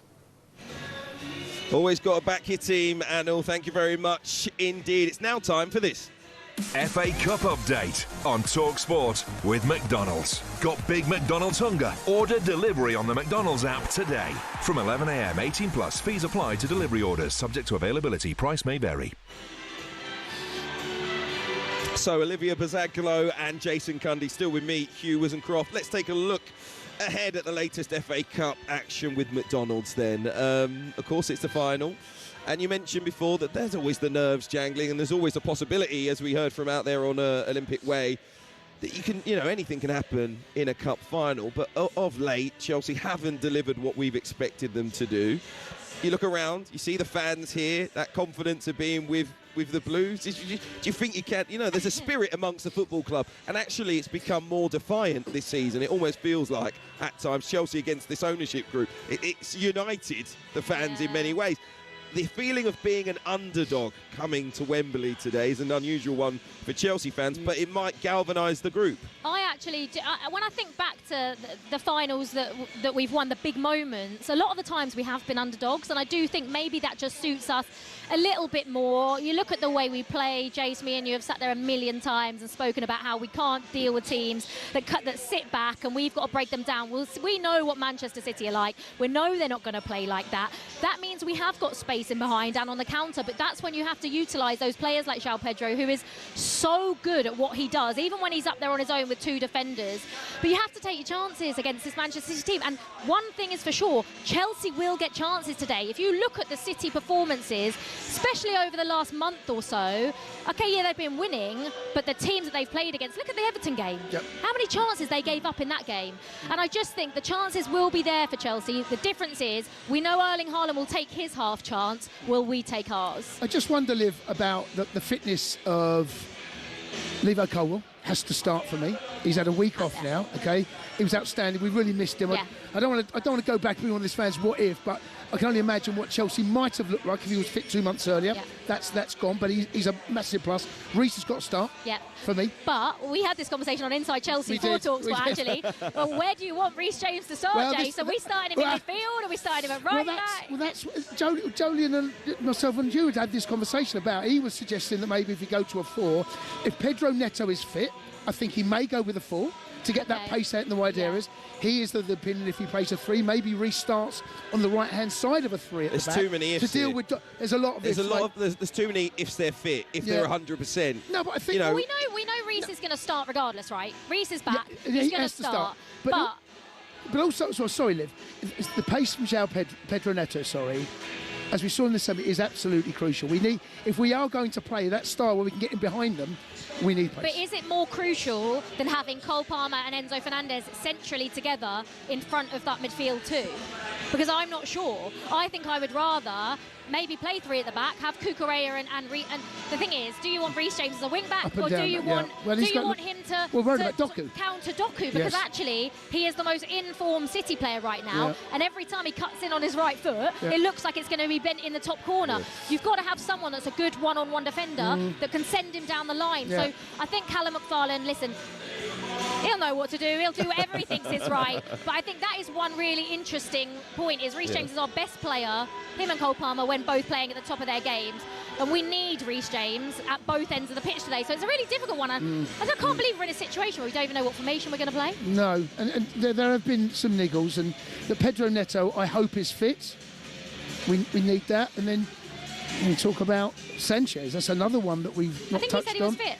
Right, okay, so yes, he is going to be crucial, because even though he's had an indifferent season, shot stopping, he is one of the best. Yeah. I don't care what anyone says, but ball at his feet is where he lets his game down, and then his concentration levels really do wane. Olivia, let me ask you about the big news. I mean, you're looking forward to an FA Cup final, but you might have a new manager announced by the end of today in the shape of Xabi Alonso. Yeah. What's your reaction?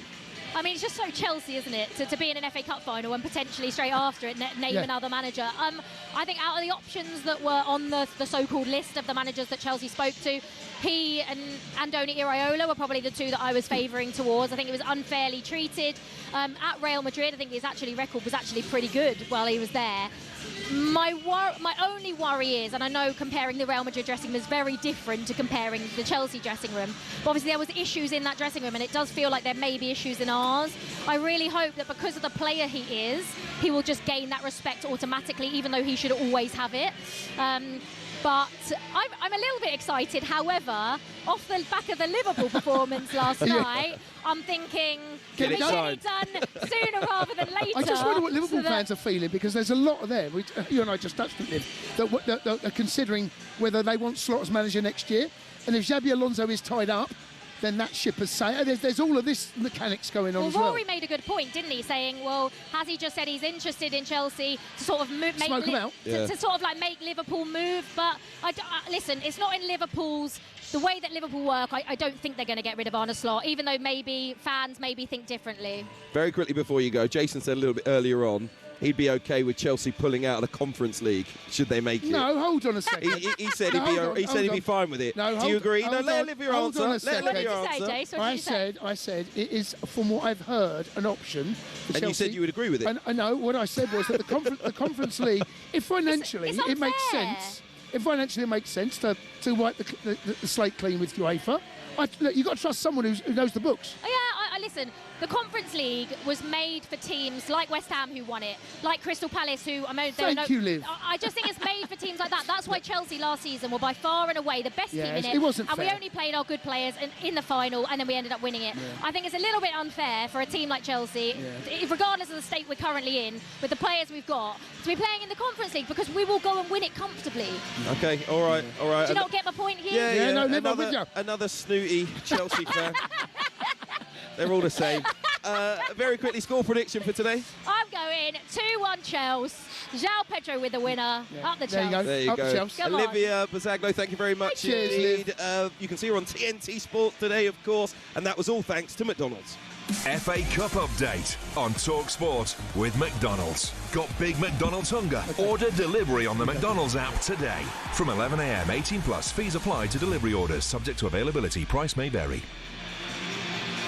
This is the FA Cup warm-up, live from Box Park with Travis Perkins. With pay-as-you-go hire from Travis Perkins, you don't need a trade account. You can find out more at travisperkins.co.uk. Up next, we're going to head to Scotland to look ahead to the massive game between the top two in the Scottish Premiership.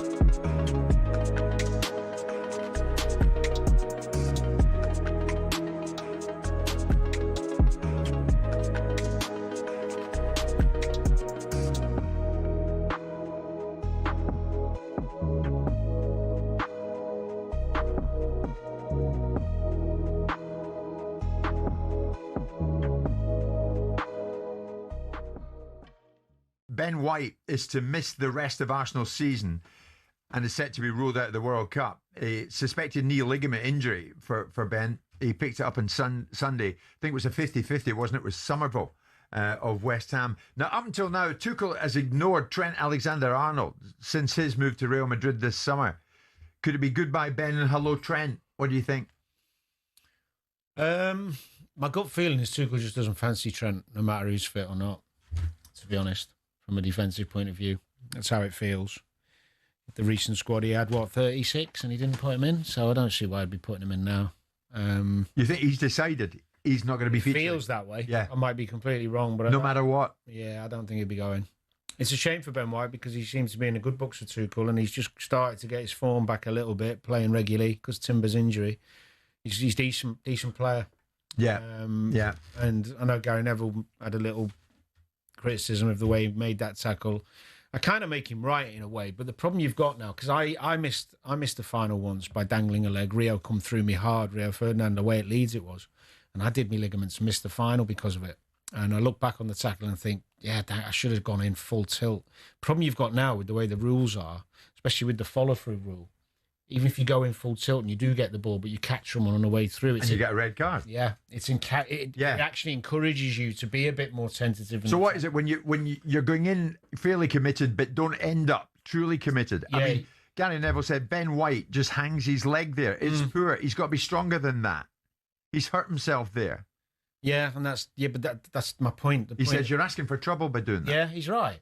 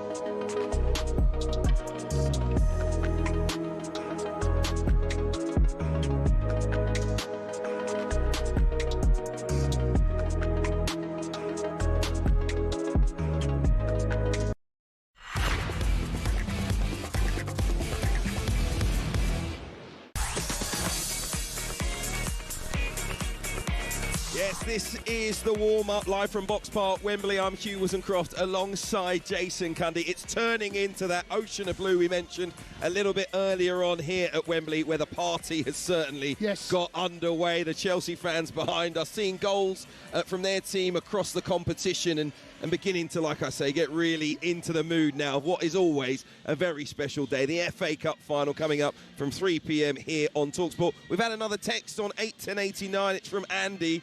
who's a Rangers fan. Yep. He says, I'm avoiding all football today, apart from the FA Cup final. But he says he desperately wants a Chelsea win to give him a small bit of joy. And he says he loves the show. Thank you very much indeed, Andy. Good luck to Chelsea this afternoon. But it's time now for this. In the Zone on talkSPORT. Brought to you by Final One Standing from William Hill. 18 plus gambleaware.org. Terms and conditions apply. Right, let's take a look ahead to the odds, the latest odds with William Hill. Delighted to say Lee Phelps joins us. Good afternoon, Lee. Good afternoon. How are you guys doing? Very well indeed. But we mentioned that game coming up very shortly. Celtic against Hearts. We're going to have a look at it very shortly with John Dunn and Chris Ualumo. It, of course, is the William Hill Scottish Premiership. So what are you expecting this afternoon? Yeah, it's been an incredible season. We've said it all season long. We've been so proud to be title sponsors of a season like this, and to finish like with such a grandstand finale. Celtic 8-15 to win the match, and that's what they need to do, of course, at home. The draw 3-1. Hearts are 4-1 to win. They need to win or draw to lift the William Hill Premiership up in Scotland. We've got an epic boost on Celtic to win the title. It'll be their 56th title, by the way. The epic boost is even money for Celtic to win that. So they're odds on to win the game, of course, 8-15. But even money is your epic boost. Look, Hearts won this game 2-1 in the regular season. Same ref was in charge, by the way, for that game. If you like those kind of omens and you're a Hearts fan, we've got loads of specials on the game. There's a couple that I really like. I love a pun, so I love these. Something to brag about is Claudio Braga to score or assist at 6-4. Built in Japan, made in Celtic. That's Daisen Maeda to score and Celtic to win the title at 9-4. That's Impact Sub applies to that one and the Braga one as well. King of Hearts is Lawrence Shanklin to score and Hearts to win the title at 4-1. And what about this? After the controversy earlier in the week, Celtic penalty in the last 10 minutes, including injury time, 4-1 for that one.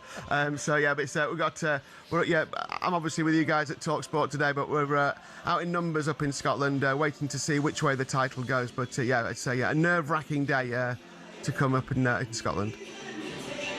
Decent odds on that 4-1 penalty shot, I think. What about the FA Cup final? Manchester City against Chelsea. Never as straightforward as a game seems on paper. No, it isn't. And been listening to you guys all morning, and Chelsea fans are pretty confident, aren't they? A few 2-1 shouts going in there. And look, if you look at this without the emotion of it and without it being a cup final, then Manchester City just outscore Chelsea, don't they? I mean, Chelsea find it really hard to score goals unless you're Port Vale. Man City obviously scoring goals for fun, and they've really got into their stride. I think if City approach this in the right way and go after Chelsea early on, I think they'll have too much for them. There's an epic boost on this one, and that's Erling Haaland to score in the 90 minutes, not extra time included in that one. That's even money, of course. He's had a bit of an issue scoring at Wembley in the cup finals, but he's been in good form, and if they provide the ammunition for him, surely sooner or later he gets one in the cup final. So yeah, so that's the epic boost. If you're looking for a bet builder on this one, and I think there could be goals, and there's lots of talent on the pitch, 50% boost on your winnings for bet builders today. Get Impact Sub as well. You've got the likes of Enzo Fernandez, who's obviously been, he's the top of the table for Chelsea in terms of shots on target. You've got João Pedro, you've got Cole Palmer, obviously you've got Jeremy Doku, who's in good form. Obviously I mentioned Haaland. Ryan Shirky, of course, to score or assist maybe. There's loads of ways in here. Doku's been brilliant, 4 goals in his last 4 games and flying at this end of the season. So, yeah, for me, I think City do get it done. If you think it goes all the way, by the way, then 3-1 for a draw, for it to go to extra time. It's 10-1 for City to win in extra time. Bigger than that, Chelsea, 18s in extra time. City are odds on 8-11 to win in the 90 minutes. Chelsea 100-30. So, yeah, can't wait for it. There's plenty to look forward to there, isn't there? We've also got racing, we've got boxing, we've got golf, plenty of it going on today. The racing, by the way, epic boost is Kalpana to win at 6-4 from 10-11 in the Aston Stakes at Newbury. That's the 125. Boxing, we've got Dave Allen versus Filip Hrgovic later on. Gareth A. Davis is going for Hrgovic in round 7 or 8. That's been price boosted. PGA Championships in play. And I must mention Eurovision. Finland are the favourites, odds-on favourites to win Eurovision. But Romania are well worth a look. Second last in the running order. That's always a good spot in the draw.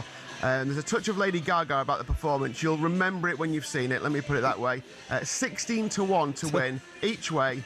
Top 3, you get a price on that. And for top Balkan country, 11-4. Greece are the favourites in that market. Don't tell me I don't give you decent bets on the Eurovision. I'll be a little Eurovision party later on tonight, I will, so I'll be getting right in the mood. Lee Phelps, thank you very much indeed. That was the latest odds brought to you by Final One Standing from William Hill. Terms and conditions apply. It's 18+, gambleaware.org. In the Zone on talkSPORT. Brought to you by Final One Standing from William Hill. 18+, gambleaware.org. Terms and conditions apply. So we mentioned the winner takes all title decider between Celtic and Hearts in the Scottish Premiership. The team news is in. Let's get the details from talkSPORT's John Dunn. Thank you, Hugh. Yes, it all comes down to this. The first last day showdown in the Scottish top flight since 1985. Team news. Celtic unchanged after late penalty drama in the win at Motherwell. Hearts were comfortable midweek winners against Falkirk. 3 changes today, surprisingly. Premiership Player of the Year, Claudio Braga, moves to the bench, as does Frankie Kent and Blair Spittle. In come Jordi Altena, Stephen Kingsley and Pierre-Landré Cabore. Derek McInnes has said this could be bedlam, it could be a blockbuster. Let's hope so. 12:30 kickoff, Celtic Park, Celtic against Hearts. And we'll come back to John Dunn and Chris Uolume, the former Scotland striker, to look ahead to the game before a 12:30 kickoff in that one. You're listening to the warm-up live from Box Park, Wembley. I'm Hugh Woozencroft, Jason Cundy alongside me. We're going to discuss where we think this afternoon's FA Cup final could be won with our very own Sam Matterface next.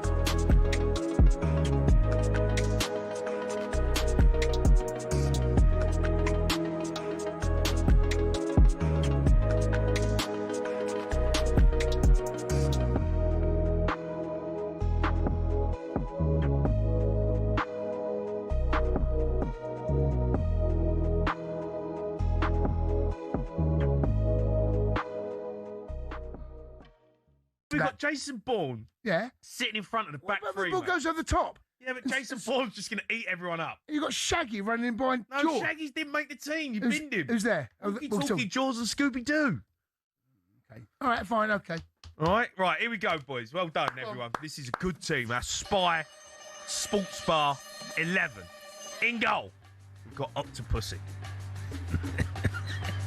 Tell us why. Well, it's just good arms. Good arms. They've got back three. Arms and legs. We've got the back three, the walkie-talkie, Jaws, and Scooby-Doo. Solid back three. I'm happy with that. Up and down Scooby-Doo. Walkie-talkie, good community. Jaws, edit and kick it. Jason Bourne in midfield, eating everyone up with the binoculars for vision in the middle of the pitch. Inspector Gadget, player number 10. The main man, does everything. He's got the lot. Johnny English, out left. Can go missing. Can be a bit of a mess, but he always comes up with something. Right wing, the Maverick. Got the mojo, Austin Powers. And then up front, we've got the fake moustache, he's good in the box. And we've got James Bond, because he shoots to kill. That is I think we pulled it together, you know. Bar 11 on spying. All right, and we're going to carry this on, by the way, guys, because up next, it gets better. We are joined by former British military intelligence officer Philip Ingram to tell us where it all went wrong for Southampton and Spygate.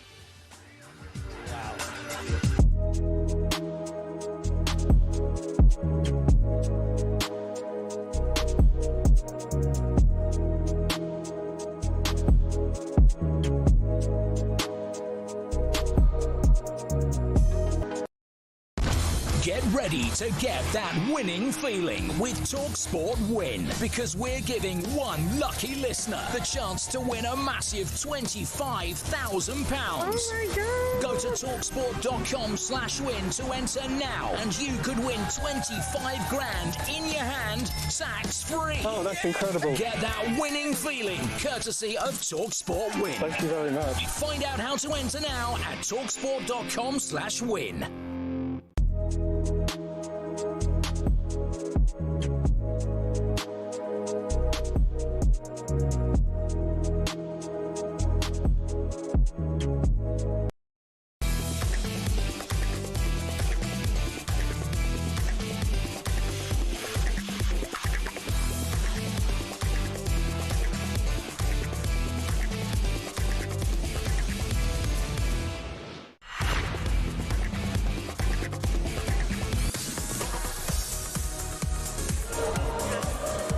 This is the warm-up, live from Box Park, Wembley. I'm Hugh Woozencroft alongside Jason Cundy.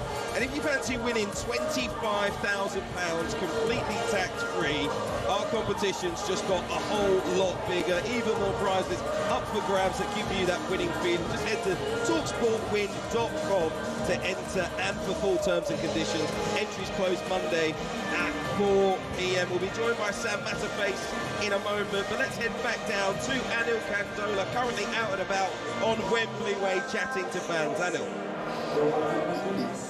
Yes, thanks, Hugh. On Wembley Way, of course, you search far and wide for as many people and anyone you can speak to, but sometimes the answer might just be right in front of you. I'm honoured to say I'm joined by Mr. Alex Irons, of course, a family member of talkSPORT. Day to day, you are a big part of the Sports Bar family, but today, you're on a different mission. What have you been doing during this FA Cup? I had to get a hobby somewhere, and I thought I'd go and follow the winner of each round of the FA Cup, starting from the extra preliminary round all the way through to now at the final.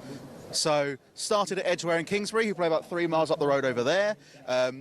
They won their extra preliminary round game. They then got beaten by Whitstable, who then went through to the 4th qualifying round, and then lost and followed the winner all the way through up to now, where I'm following Manchester City. Unbelievable. Now, of course, you've covered the FA Cup probably quite like no other out there. What stands out for you as the best memory? Because, of course, the FA Cup is the longest and the most wonderful competition we have in this country. So for you, what was the real standout moment that just screamed classic FA Cup? Of course, the FA Cup is known for its magic, and one of those magical moments for me was all the way back in the first preliminary round. Whitstable, 2 divisions below their opponents, Dulwich Hamlet, away at Dulwich Hamlet, were 2-0 down at half-time, managed to claw it back to 3-2 with the last touch of the game to then send them through to what was a historic run to get them through to the 4th round qualifying in the first time in their history. Oh, wow, unbelievable. If that doesn't define what the magic of the FA Cup is, I don't know what will. Now, of course, the final is led you now here to Wembley. What are your thoughts? Because you've seen it all, and now this is the grandest stage of them all. Yes, it is, and it's going to be an interesting game. Chelsea come in here with a poor league record. Manchester City have been here 24 times. They've only won the FA Cup twice. So I think it'll be quite interesting. Chelsea don't have a lot to play for, so they'll go all in. It kind of feels a bit like that with Pep City. They'll want to come away with the trophy, and of course, if they don't win, it feels like, and then if they don't win the title, it might feel like a bit of a poor season for them. So it'll be interesting to see what happens. And of course, if you want to see what I've been doing, you can find me on socials at Glory Hunter Football. Oh, gosh, there you go. The ever-professional Alex Irons. And there we have it. See, you just have to look at the people in the talkSPORT family to get a real feel for the FA Cup. Back to you guys. No, it's been absolutely brilliant, actually. Make sure you do check it out, showing the real grassroots nature of the FA Cup from the very early rounds. He's done an absolutely brilliant job, so make sure you do check it out. Before we move on, though, let's take a look at today's action with Enterprise Rent-A-Car. Destination football on talkSPORT with Enterprise Rent-A-Car. Whatever it is, we're here for it. Yes, it's destination football. Every week we pick a match to focus on. We discuss a player and who we think is going to deliver for their team. And obviously today we'll be focusing in on the FA Cup final. I'm delighted to say Jason Cundy and I are joined by the one and only Sam Matterface. How are you, Sam? Very good. Delighted to be here. What an atmosphere it is down here at Box Park now. Building up nicely for the FA Cup final. If you love Chelsea, it's perfect for today. Yes. So there you go. Yes. Sam, I've got to ask you, before we do pick our player, commentating on an FA Cup final, what is that like? Because I took a look back last night at what it used to be like when Jason was a kid, not when I was a kid. The early 70s, wall-to-wall, BBC, ITV, the full build-up of the day. Yeah. Even when I was a kid, we had like FA Cup specials, Pointless, Football Focus, whatever it might be. Did you always dream of commentating on the FA Cup final? Absolutely, and I think it's one of those matches that you constantly want to be involved with in any way, shape or form. And I like being here today. Obviously the TNT guys have done a really good job with their daily whole day of programming. That's what it should be, We've right? done the same thing. We've decided that we're going to dedicate the whole day to the FA Cup. We bring everybody every game of the FA Cup from the latter stages because we obviously invest in it and we want to be a part of it. 747 teams entered this FA Cup. It's a big part of football in this country, and getting to the final always was, when I was a kid, the pinnacle. I mean, when you were a kid, you didn't think really about the league as much as you thought about the FA Cup final. Obviously, we know now the Champions League and the league winners obviously are the teams, but there is something sacred about the FA Cup which I love that we still protect, and it is a real honour to be able to commentate on it. This is my 16th cup final today, and I think I've done, since 2011, I worked it out yesterday, I've done every one apart from 2.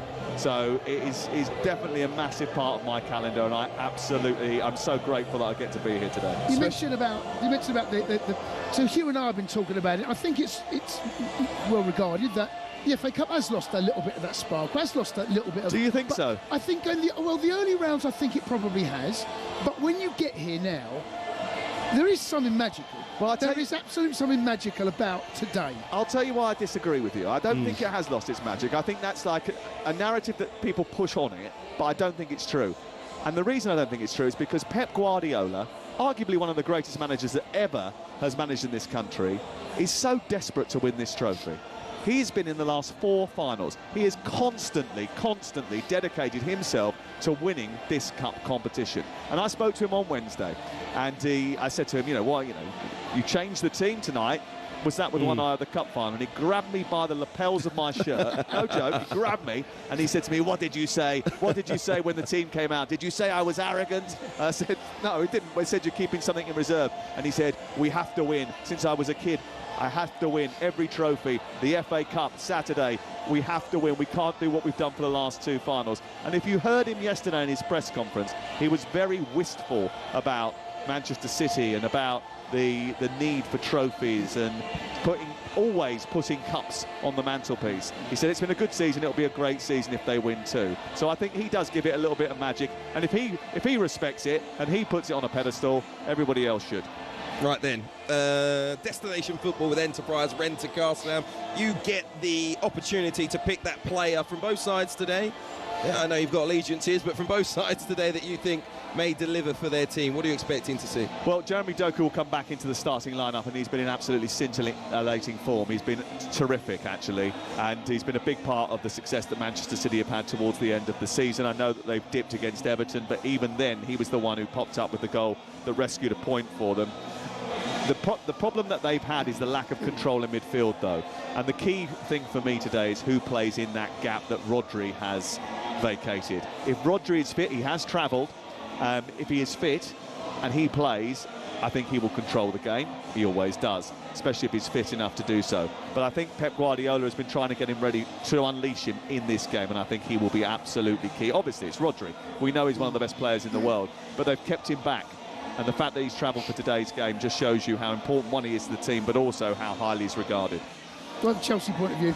From a Chelsea point of view, well, the key thing for me is, the formation is going to be interesting, isn't it? Because like last week, everyone's talking about being a back three. I'm not sure it was a back three last week, but actually. It was a hybrid. It was a hybrid. It was a hybrid back three, which swung into a 4. Yes, it did. Cucurella played very high up on the left-hand side. That won't happen today because Garnacho and Neto both available when they weren't. Right. So I do think, everyone will talk about Cole Palmer, but the key player for Chelsea is João Pedro.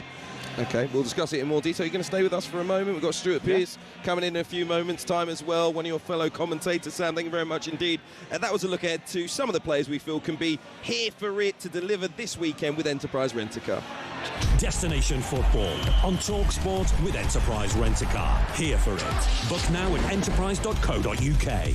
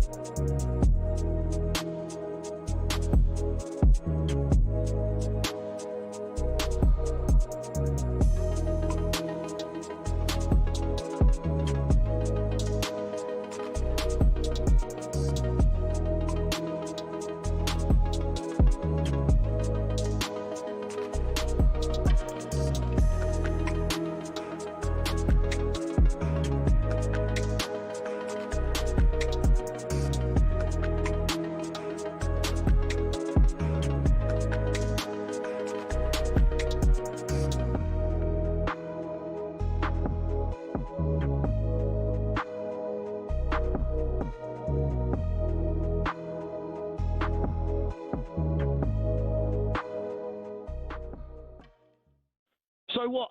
Listen, Middlesbrough went 1-0 up, Jamie. He's right. Right, they played brilliant. The first half, we scored an equaliser, right, and that done it. That put it to bed because the second half we come out flying, mate. Middlesbrough had nothing. They were leggy.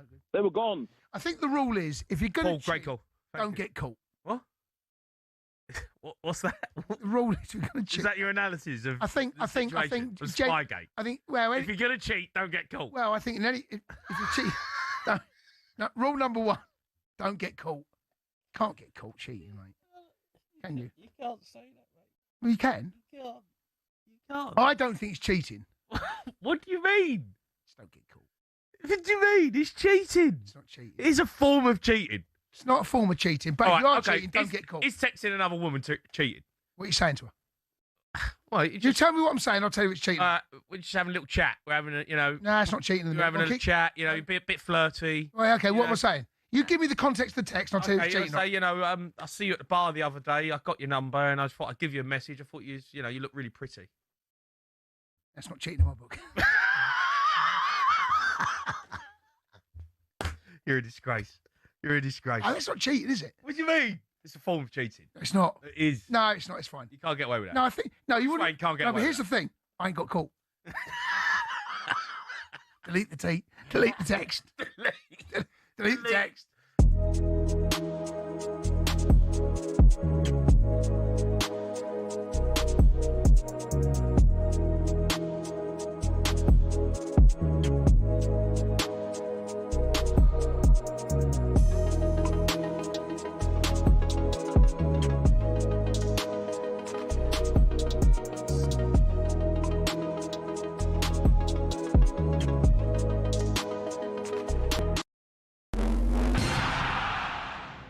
Aguero, Solskjaer, Deeney, Watkins.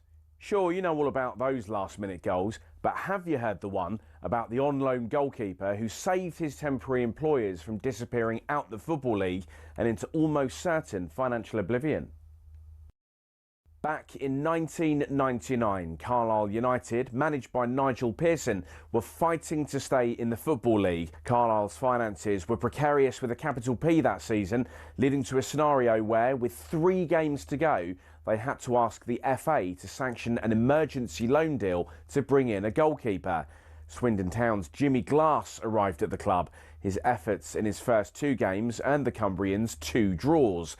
Those vital points meant that Carlisle went into their final game of the Division 3 season, now League 2, needing to beat mid-table Plymouth Argyle in front of their own fans and hope their relegation rival Scarborough didn't win against Peterborough at home. The game at the McCain Stadium finished 1-1, and with the same scoreline at Brunton Park deep into injury time, Scarborough's fans invaded the pitch en masse, believing their Football League status was secure, convinced they'd done enough to stay up. However, there'd be one more plot twist. Carlisle won a corner in the dying seconds, and up came Jimmy Glass. In one of those you couldn't make it up moments, Glass scored from a rebounded header and was promptly swamped by teammates and thousands of fans who quite simply couldn't believe what they'd just witnessed. As for Jimmy Glass, he became an overnight celebrity, but he never played for Carlisle again, and his playing career never really kicked on after that defining moment. He took on various jobs outside of football before finding his way back into the sport as player liaison officer at Eddie Howe's Bournemouth, and most recently the general manager at non-league Wimborne. Not the fairy tale ending to one of the most Hollywood moments in football, but the name Jimmy Glass will live on forever as the scorer of that goal, arguably the most important in any club's history.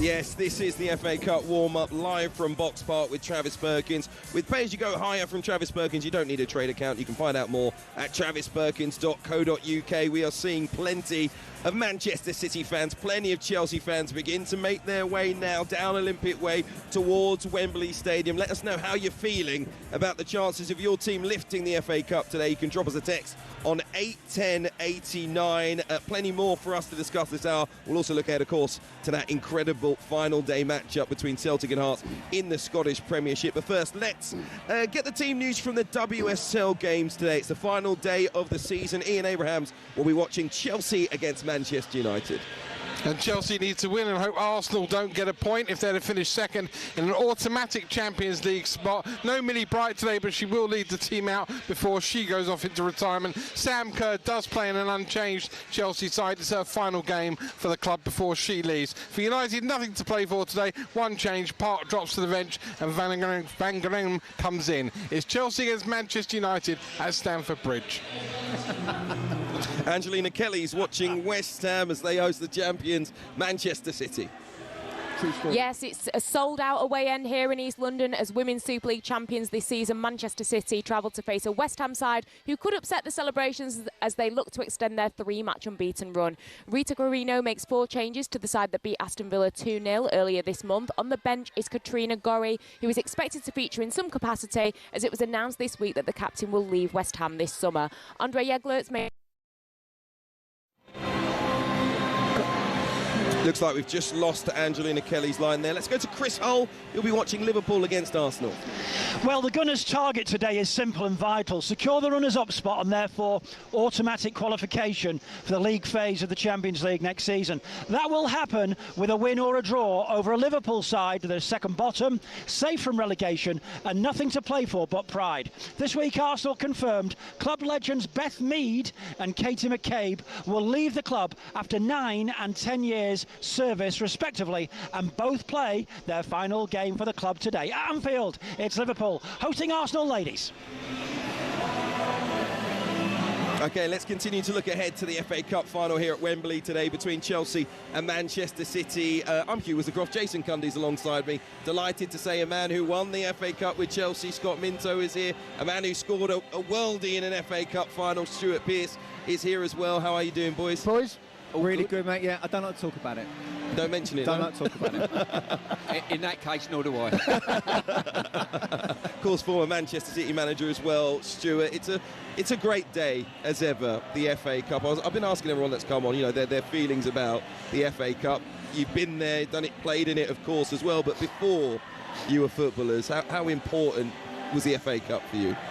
Well, bow to Piercy first. You go first. Yeah, I'll start the timeline off back in 1970, shall I? When I had a soft spot for Leeds United and Leeds Chelsea final in 1970, played on a quagmire of a pitch here. What a memory. The build-up, the all-day build-up we used to have as kids. Yeah. I think I was 8 years old then, and obviously the replay back at Old Trafford a few days later. When one of my heroes, David Webb, who played for the club, he come to QPR and I fell in love with him as a player. So brilliant. But following on from there, all the subsequent cups, the mystique of this competition still magnificent in my eyes. Yeah, I feel obviously incredibly proud to have played in the '97 Cup final, but it's actually growing up in the 70s and 80s. The first cup final I remember was the 77 one, where Manchester United beat Liverpool. Okay. 76 was Southampton. So for me, even though I feel that, you know, I'm very fortunate to have won the competition, actually it superseded by what I was like as a kid watching it. And as Piercy was saying, you know, it was starting, to be fair to TV, what they've done this morning as well. You know, at 9 o'clock in the morning, you know, lots of game shows going on, and you know, we're all sitting there. You know, your mum would come in and give you just tea and toast every so often, and she didn't like football. She'd go back out after 2 minutes, but it was just such a special day. The best team in the country won the league, but the biggest game of the season was the FA Cup final. I looked at the TV schedule from 1972, Arsenal Leeds, yesterday, and in there was something very special. It was the captains presenting the two sides on TV. They would introduce you to the rest of the squad, introduce the nation to the rest of the squad. I'm not trying to date you at all. Was that a thing when you still played? Did you get introduced? I'm glad you're not trying to date us. I am carbon dated, actually. I'm like an oak tree. Cut me in half and you can go back to the 1880s, to be honest. I don't think we've done a lot of media build-up, you know, probably more than you would normally do in the build-up to it, that type of thing. I remember, I think Charles and Di were sort of the honorary guests when I played here with Forest in '91, and then fortunately come back here with Newcastle a few years later as well. But yeah, I think you do a lot more exposure, and especially nowadays, I think the players are used to doing an overkill of media work and stuff. In those days, it was a rarity, to be fair, to see players away from a football pitch on television. Yeah, we had the build-up. Obviously, your suits get fitted and stuff like that. I was on Zig and Zag. Do you remember Zig and Zag? Yes. With Suggs, who obviously is the lead singer of Madness, and he did our song Blue Day, and for me, it's the best cup final song out there, but I'm slightly biased. And it's sort of going into that, it was just, this is it. You watch this as a kid and you're just about to be involved in it. But fortunately, you know, I didn't think too much. I don't think it's good to think generally in life. I think it's good to just do. And I went there, 80,000, obviously hundreds of millions watching around the world, and just tried to treat it like a normal game. You were famously cool as a cucumber on the Wembley pitch, weren't you? You had the sunglasses on, didn't you? You look like Keanu Reeves in The Matrix. I'm just about to post that, actually. Someone just reminded me of that. It will be this afternoon when we go and get on commentaries later. Listen, let's look ahead to the game. Very important, obviously. From a Chelsea perspective, Scott, what do you expect to see from them today? And Callum McFarlane, what a day for him. Callum McFarlane against Pep Guardiola. It's nuts. Is crazy, isn't it nuts? Isn't it? I mean, it's someone that's won pretty much when everything in the game against an absolute novice. Against Pep. Against won everything in the academy against Pep. Look, I think he's got nothing to lose. Like, since he's, you know, when he came in first time around in those couple of games, obviously got a lot of confidence from the draw against Manchester City earlier on in the season. I think these are two very different sides. I thought Chelsea played really well against Liverpool at Anfield, but they can't play that way today because Malagusta was kind of looking after that right-hand side. Can't afford to do that against Doku and O'Reilly coming on, which we think that will probably be their Man City's left-hand side. But if Pedro Neto is fit, Reece James for me has to start, Levo Colwill has to start. If they can't quite do 90 minutes, that's fine. Stay in the game.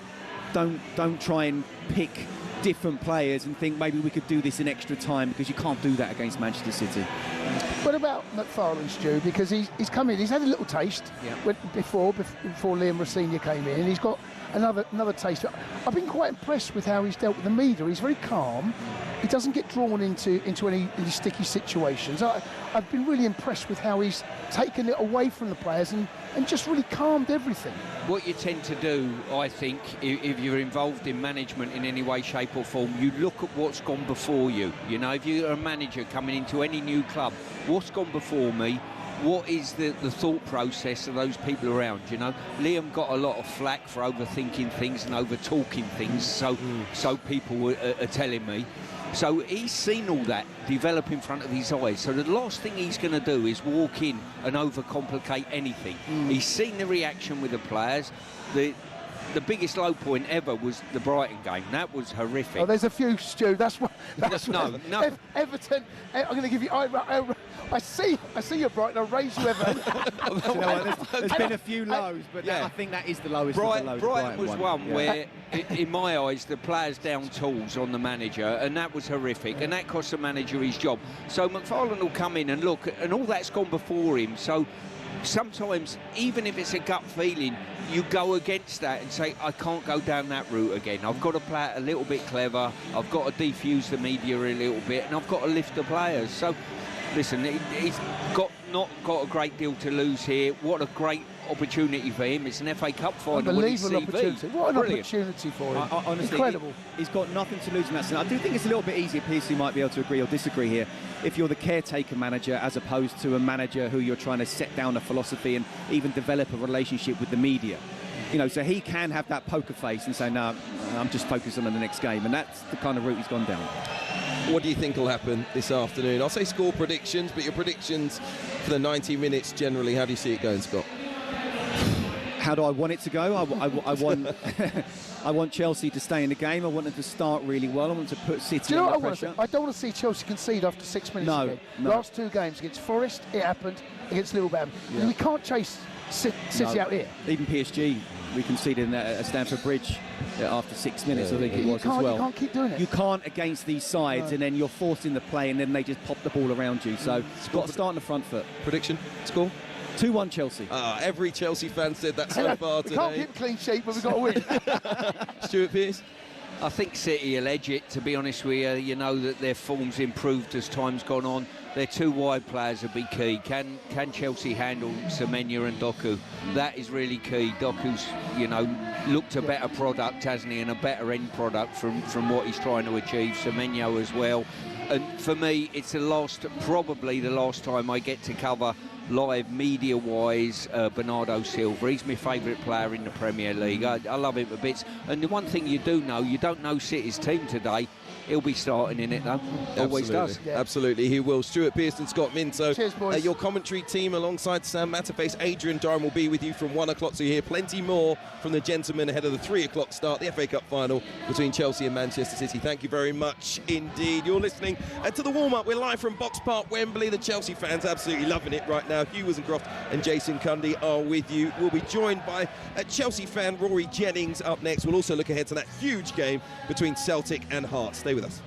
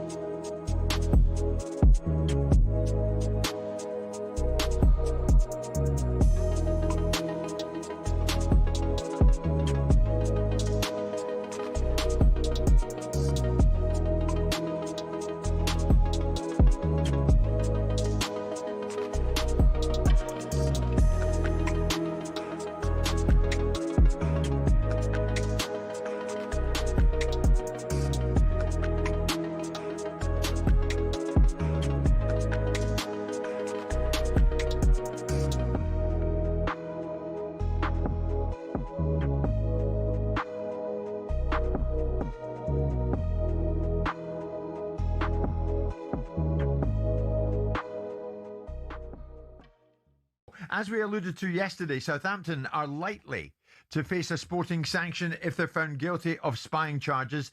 As a result, they could end up being thrown out of the playoff final to be replaced in that final by Middlesbrough instead, the team that they put out last night at the semi-final second leg stage.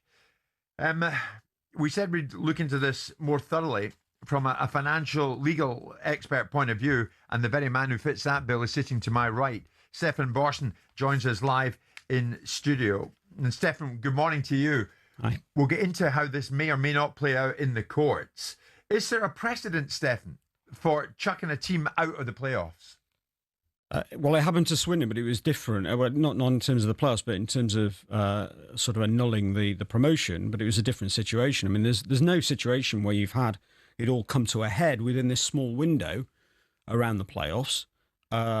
In terms of spying / espionage, there's really very few cases anywhere in football in respect of this. So you've got the Leeds situation that we know about, where it was systematic. They ended up with a £200,000 fine. And effectively, the other part of the sanction was to vote in favour of the rule that then came in. This rule that we're now talking about in terms of the 72-hour rule. That was part of the agreement on that. So that brought the rule in. The only other case is actually from the from the Olympics with Canada's women's team, and FIFA in 2024 docked them 6 points.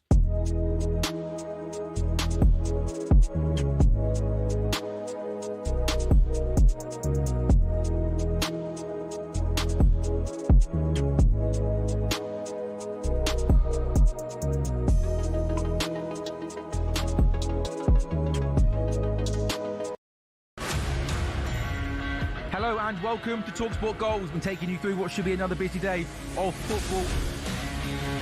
Chance to win it! We don't need to do that, guys. I'm going to owe you an apology. How do you get to that conclusion? That's a weak mentality. Oh, get out of it.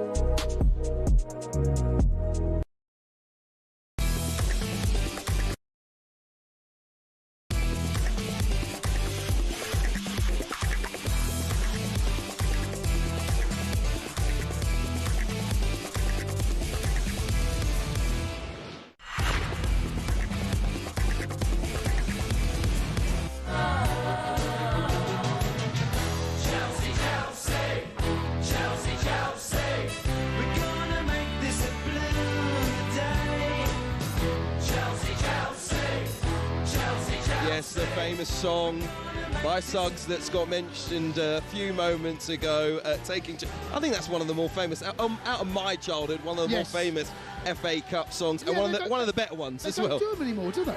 Well, they do. It's just no one really gravitates towards them. Do they do them? I don't know whether they do. I'm sure. I think just bands go, yeah, we're going to make one. Like people that support the teams just make one and then say it's the FA Cup song. But you're right. It was a different time. It was a thing. It was a different time, wasn't it? All right, Jason Cundy there alongside you. We're going to continue to look ahead to the FA Cup final very shortly. One text in here on 81089 comes from Andrew, who's a Man United fan. He says, I'm 43. The FA Cup has never lost its magic. I'd be more gutted about Man United going out of the Cup than going out of the Champions League. I think I agree with him on that as well. No, you don't. I do, man. No, you don't. The FA Cup is special. It is special. So you hold on. Let me get this straight.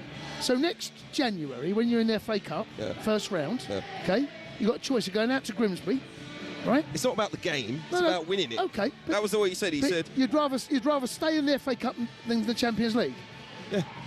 All right. I would. All right. Wouldn't you? No. All right, Jason Cundy there, laying down the law today. We're going to come back to you in a few moments' time, Jason. There is a huge game that's kicking off in less than 10 minutes up in Scotland. Hearts leading Celtic by a single point on the final day of the season, and they have to go to Celtic Park. John Dunn, alongside the former Scotland striker Chris Uolumo, will be keeping us up to date. John, very quickly remind us of the team news.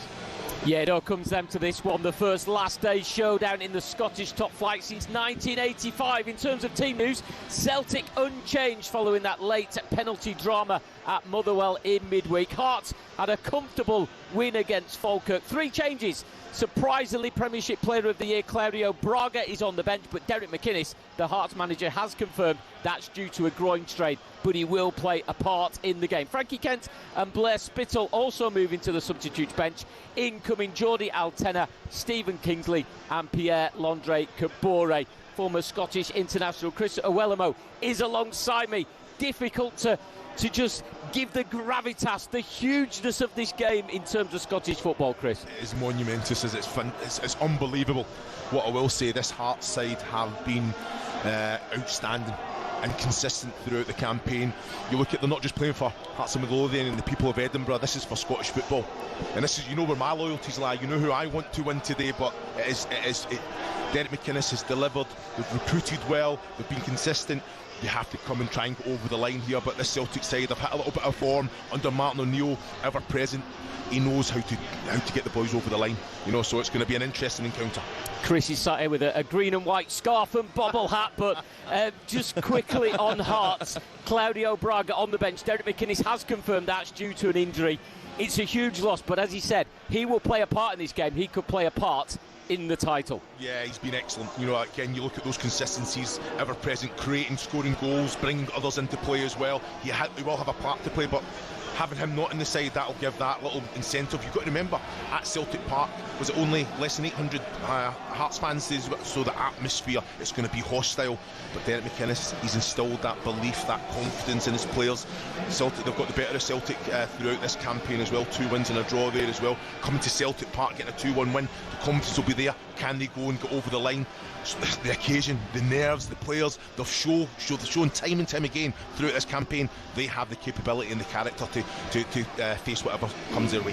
And Derek McInnes, ex-Rangers as well, an added bit of spice in there. Of course it is, and you know what? He's been outstanding. He improves teams at Aberdeen, Kilmarnock.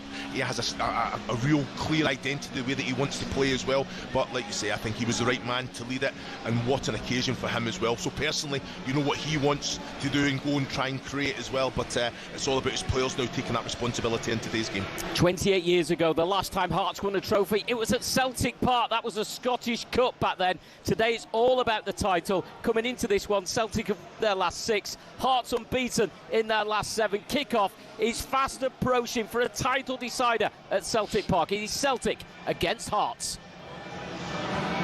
Gentlemen, thank you very much indeed. I've got to say, if you're the best way to do it, surely, to prove to the entire football world that you deserve to win that title, is to go away to Celtic Park on the final day of the season and win, even if it's a draw. A draw takes them there. Celtic know what they've got to do. Both sides know what they've got to do. I think it's going to be an incredible atmosphere, no doubt about that. And that's a controversy midweek as Was it handball? No, it's not penalty. Thank you. No, I don't know what people talk about. I don't know what. No, she needs to go to Specsavers. That's gone. That has gone.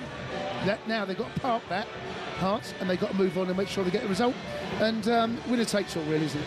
We're going to keep you right up to date here on talkSPORT. Hearts going away to Celtic. They're kicking off in just a few minutes' time. And when you think back to the fact that no one's won it since Alex Ferguson's Aberdeen in the mid-80s, it shows you just how significant it would be. It would be. We're going to keep you, as I say, right up to date with all of those events going on at Celtic Park and on the final day of the WSL as well, right here on talkSPORT. We're going to take an early break and we'll be back very shortly. Rory Jennings and Matisse Armani, two big Chelsea fans, are going to be joining us straight after the break. This is the FA Cup warm-up live from Box Park with Travis Perkins. Go big on landscaping with Travis Perkins. You'll find everything you need at travisperkins.co.uk. Stay with us. Rory Jennings, Matisse Armani with you straight after this.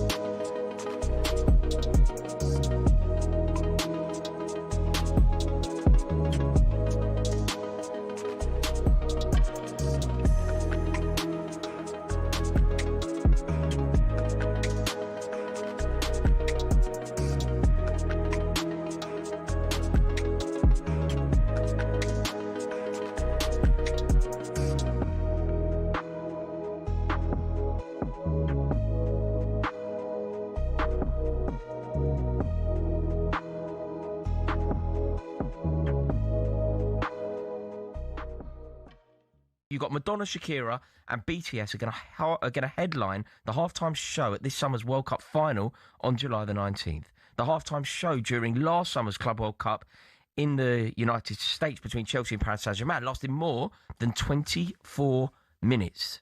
This is going to be the first time that there has been a halftime show at a World Cup final. I've got a terrible feeling that you're going to tell me you have no problem with this. No, I haven't got an issue with it. Oh, God. But then I'm used to... Listen, I love American sports. People know that. I love American sports. I love the Super Bowl halftime show.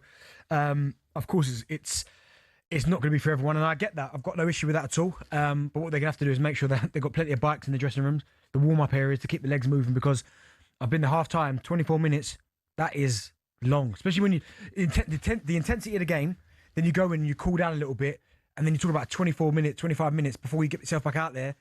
They have to keep Aaron, you know when you say that you love American sports and you therefore don't mind the intrusion of a halftime show, I kind of get it. I went to a Super Bowl, Snoop Dogg was there. That was unbelievable, that one. Yeah, and that was great because it was a Super Bowl. But I wouldn't necessarily want that at an FA Cup final. I think when you buy into the American experience, you get the American experience. Why are we getting the American experience in a game that doesn't necessarily need one? Probably because it's in America. I think if it was elsewhere, it probably wouldn't be. That wouldn't be the case because it's in America. Although we started to get it in Champions League finals, haven't we? We've had Dua Lipa at a Champions League final. Yeah, you know, I get it. It's not for everyone, and I've got no argument. If people come on here and say, "Nah, it's rubbish. I hate it," then listen. You're going to get no argument from me. I just quite like it. But then also as well, it depends on the act. Like, listen, Shakira. I know a couple of her songs. Madonna. I'm not a fan of Madonna. I know she's a legend, but that's not my cup of tea.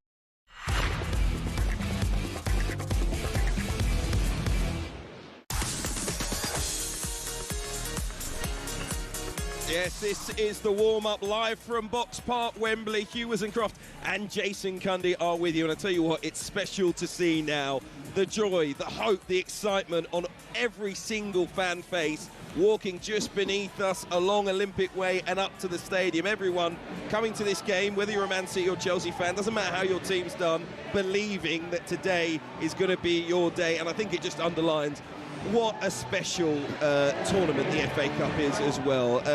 We're going to get more of the fans right now from Anil Kandola, who's down there on Olympic Way. Let's see who's caught up with.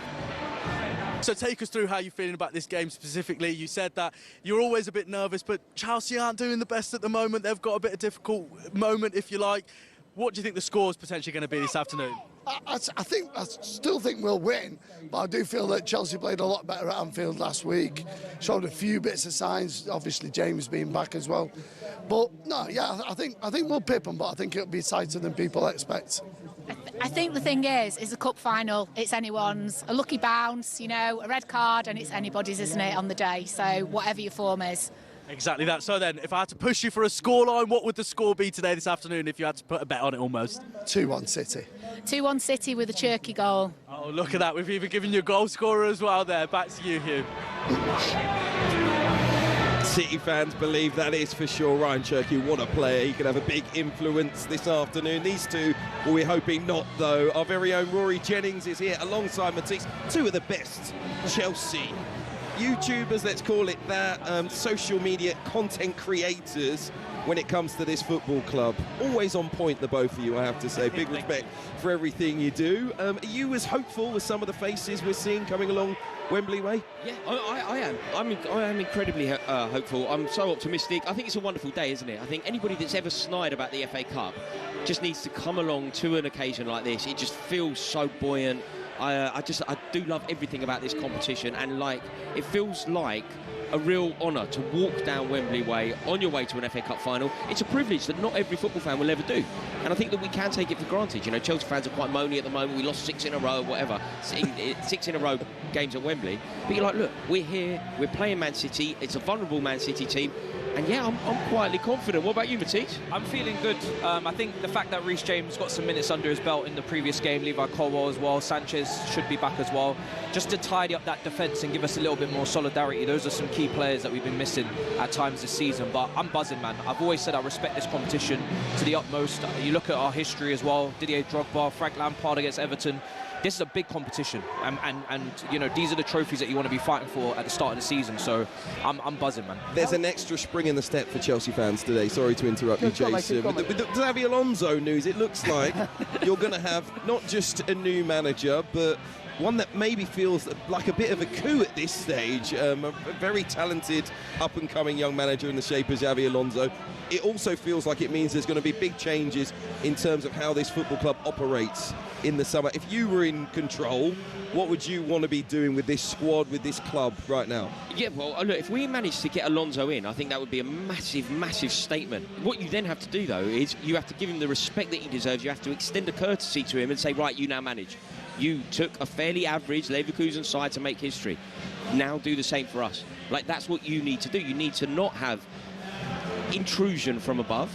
You need to give him the licence to manage, and I think it would be a great appointment. I'm very surprised that we are linked with somebody with such high regard in the game, but it'd be great to get it over the line, wouldn't it? Yeah, listen, for me that was one of my favourite choices, just purely from the cap that we're kind of at now as a club in terms of our status, where we are in the league and whatnot. This is as good as we can get, in my opinion, and I think, you know, the players need a manager that comes in and takes respect immediately from them in terms of his playing career, what he's done at Bayer Leverkusen, like you said. Obviously didn't go too well at Real Madrid, but I think there's obviously factors outside of that. Him and maybe Maresco are managers that haven't managed since those stints and have actually maybe looked better for it with the drama that's going on. So, yeah, I'd be very happy with that appointment. I'm not afraid of a back three, you know. I know he played that at Leverkusen. We've won a Champions League and a league, those 2 last major trophies with the back three. So I think there's certain players in this squad it could suit. So, yeah. A question to both of you. Do you get the sense that this appointment tells you that the club are moving in a different direction, also reflecting on some of the mistakes that have been made? I think surely that's the case, Jason. Surely that's the case, because Xabi Alonso will be coming in with pedigree. He doesn't need this job. You know, he's not going to be grateful to get the opportunity of managing Chelsea in the way that Liam Rossini was. He's not going to be grateful to get the opportunity even in the way that Graham Potter was. He's the former Real Madrid manager whose stock in the game will be preserved because of the disaster that Real Madrid are having at the moment. So I don't think that he takes the Chelsea job without some major assurances. And what do you think those assurances are or should be? Easy, right? Simple as this, don't you reckon, Matisse? Simple as this. You can manage to the best of your ability with no intrusion. No intrusion, and I think the recruitment policy needs to be geared more towards instant impact going into next season. We need players that are ready to come into this starting 11 and make an improvement on what we have and push the boys that are in there. No complacency. We don't want players that are feeling like they're guaranteed starters. A lot of them are too young to have that type of power. And I think, yeah, there's still a lot to prove behind the scenes on the pitch for the ownership if they are to show they're moving in a different direction. You look at the front of shirt sponsorship situation, you want to have that tied up, and you'd certainly be looking at the recruitment as well if they are to change. Let's hear from one of the Chelsea camp now. Chelsea defender Tosin Adrabaya was asked what he's made of the criticism of the team's perceived lack of effort during their recent poor run of results. It's difficult, you know. It's been a difficult period for a lot of us, I'd say for everyone, to be honest. But we're all in this together and we'll keep pushing. Every day we're on the outside on training, we're giving 100%. So we're looking forward to the FA Cup final now and doing our best to get the job done. It always feels like a bit of a trigger warning every time someone says we're all in this together, because it usually means the exact opposite. Is everyone at Chelsea pulling in the right direction, particularly when it comes to players on the pitch? Yeah, I'd like to say yes, but I think today, if we make this an FA Cup final chat, today is a vacuum. Today is just about making sure that we get the job done. We rose to the challenge when we played Leeds United here. I think a lot of people thought that there was going to be an upset there. They saw potential for Leeds to get a result against us, but we kept them at arm's length. We were the better team, we deserved the victory, and every single player on the pitch raised the tide. to the challenge that Leeds set. See that to me tells me that footballers can, when they choose, on the biggest stage, the world stage, FA Cup semi-final, global game. This again is going to go global, and players do, Matisse. They do find a way. So I don't. Yeah, he's going to be all negative. We know what you're. No. I'm saying we know there's a switch with this Chelsea group of players because we've seen the Brighton get. They turned it. They wanted Rossini gone. They turned the lights off. Let's be honest. I think it's not just a Chelsea thing. I think it's a footballer thing, but the biggest stage. And today is that against one of the best. If you're not all pulling in the same direction against Manchester City in an FA Cup final, there's something very, very wrong with you. There's a medal on the line. This is probably our best chance of getting any sort of European football for next season as well, because you obviously get the Europa League qualification with this tournament win.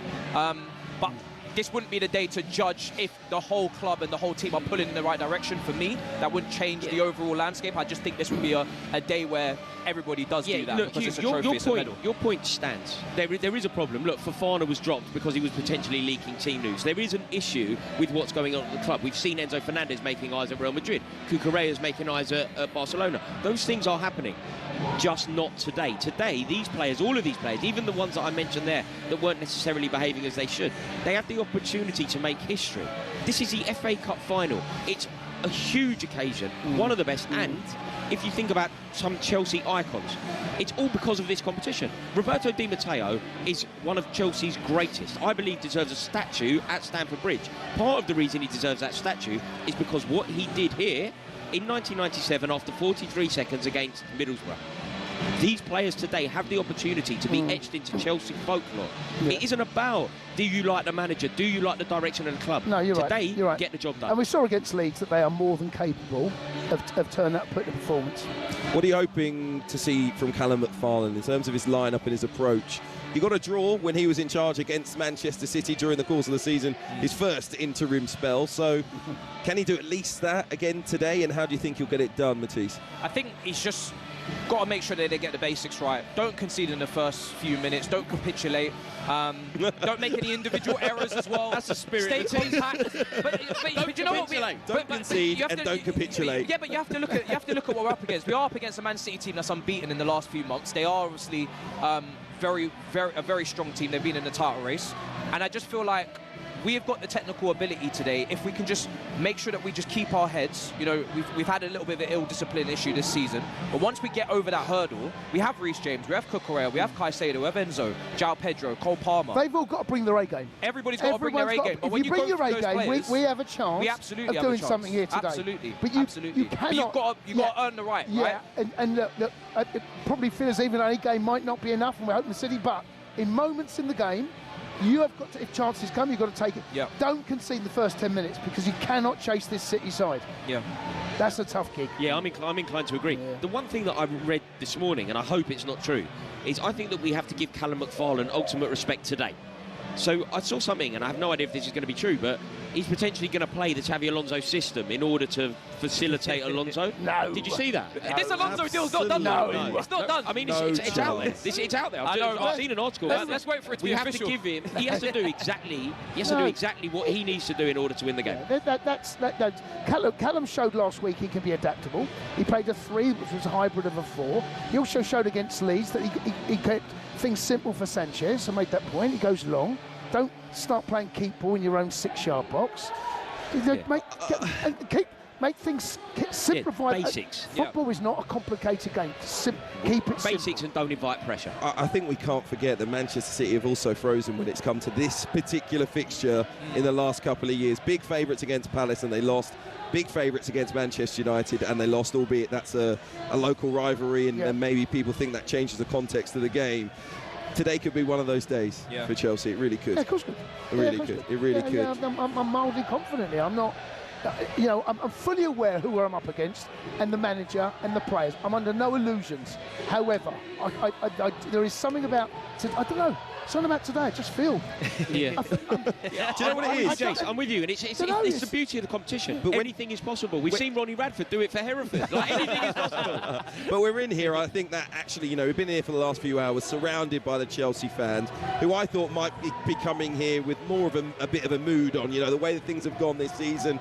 the fact that they come here as underdogs. But actually, you'd feel like looking at these fans at least who've albeit they've had a few pints, but you feel like you know they're the favourites coming here, chests out and proud. You've got to remember that as a football club, we have won in far harder circumstances than this.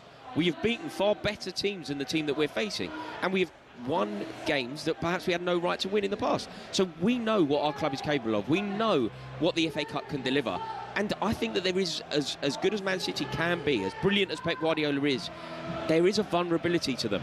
If we get it right, we can turn it on. And we've seen us do it this season. We've beaten Barcelona convincingly. We've beaten Liverpool before we realised how fragile they were convincingly.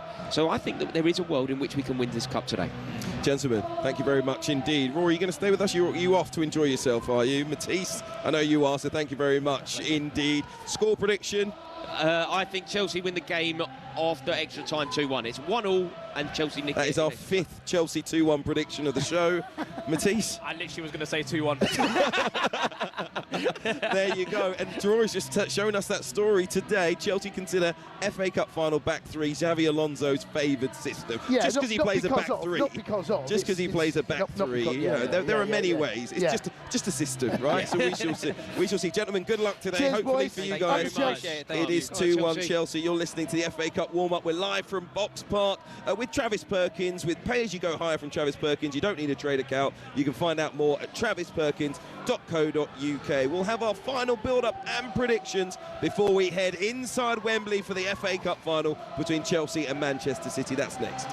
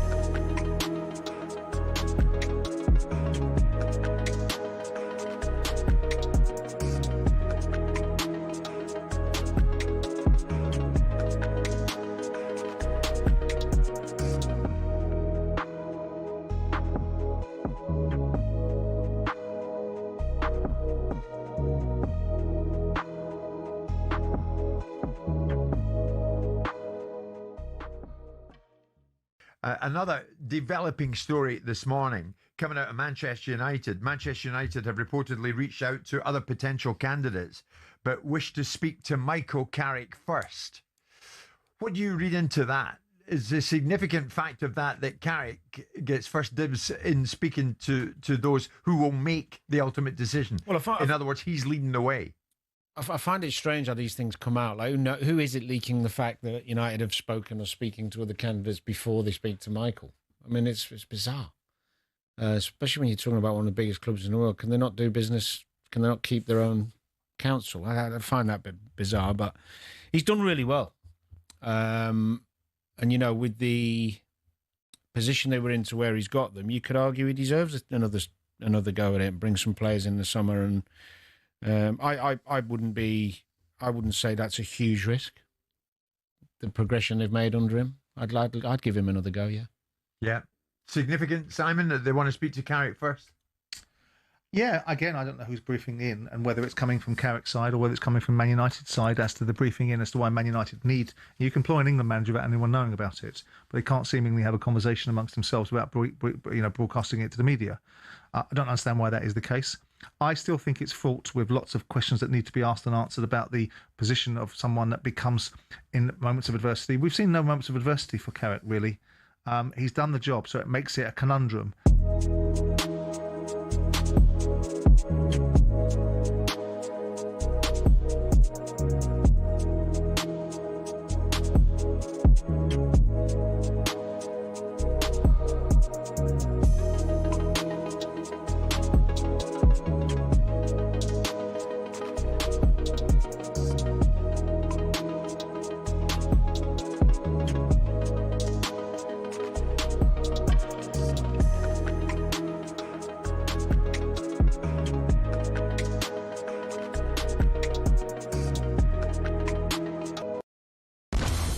ready to get that winning feeling with talkSPORT Win, because we're giving one lucky listener the chance to win a massive £25,000. Oh my God. Go to talksport.com/win to enter now, and you could win 25 grand in your hand, tax free. Oh, that's incredible. Get that winning feeling courtesy of talkSPORT Win. Thank you very much. Find out how to enter now at talksport.com/win.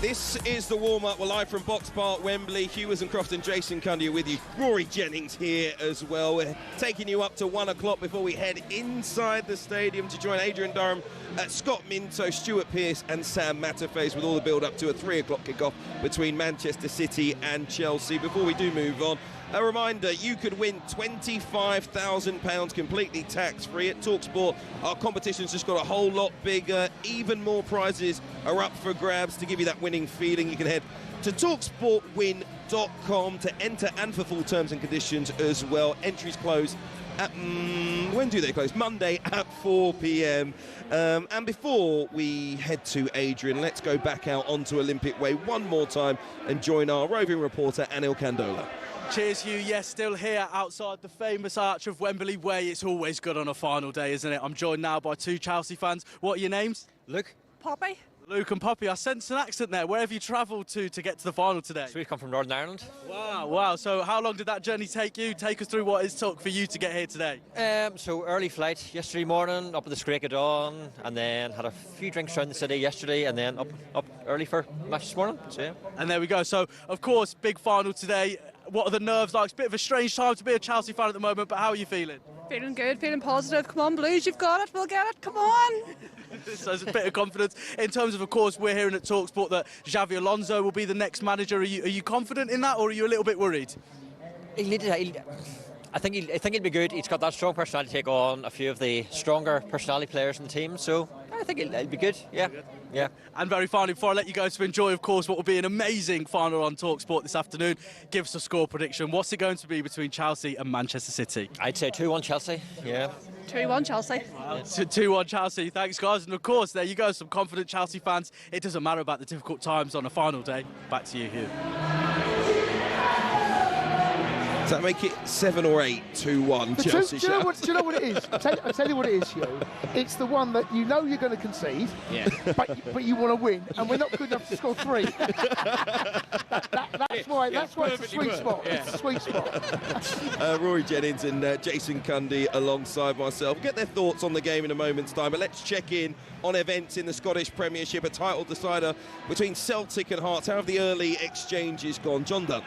22 minutes gone, Celtic 0, Hearts 0 in this title decider. Hearts knowing a point would get them their first title since 1960. A win for Celtic would be their 5th in a row and their 56th overall. Really frantic start. Celtic pushing Hearts back. After 2 minutes, Austin Trusty with a header that was over the bar. But Hearts have settled down into this occasion. A moment ago, Lawrence Shanklin with a header that was just wide. A crowd of 60,000, less than 800 Hearts fans in attendance. But I think Hearts will be happier so far. Yeah, Derek McInnes will be absolutely delighted. I think without the ball, you can see the structure very, very well organised, not allowing the likes of Callum McGregor to get on the ball and get any foothold in the game. So you're looking at the likes of obviously Kabore, Cammy Devlin's doing his bit as well.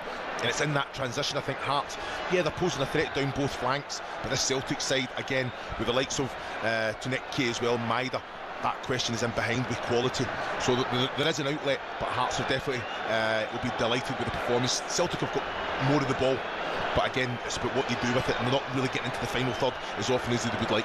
It was a crazy, loud atmosphere at kick-off, but Hearts have just quietened down the home crowd. How important is that? Yeah, it's massive. It's massive. Every time a Hearts player was in possession, the boos were going out. You know, just like I say, do not play the occasion. They're there on merit. They deserve to be where they are. The players believe in that, and that's exactly what it is. They've actually kind of quietened the crowd down as much as they possibly can. With the quality that they've got, they've just got to make sure that they have that consistency as well. 23 minutes gone at Celtic Park. Celtic 0, Hearts 0. We've just had a few Manchester City fans just showing you how proud they are of their club from down here on Wembley Way. Two Chelsea boys, of course, Rory and Jason. We've got a text in as well, and it's an interesting point. It's been made by JB. He says, winning the FA Cup should bring a Champions League place. What are your thoughts? No, I'll tell you the circumstance I think it might work. No. Would you rather see, in the event like we could have had this season, and might still have, 6th place in the Premier League, get a Champions League spot? Would you rather see the FA Cup winner go to the Champions League over 6th place in the Premier League? Not for me. Not for me. No, not for me.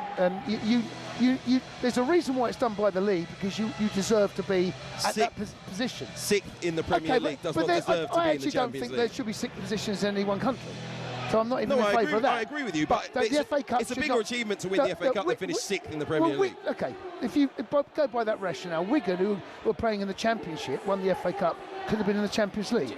Not for me. Do you know where the problem can fall here as well? I think that winning the FA Cup is the glory. You don't need entry into something to make it a glorious day. With that. Yeah. The FA You've Cup, got that. winning Europa League, silverware. You got that. You got the Europa League.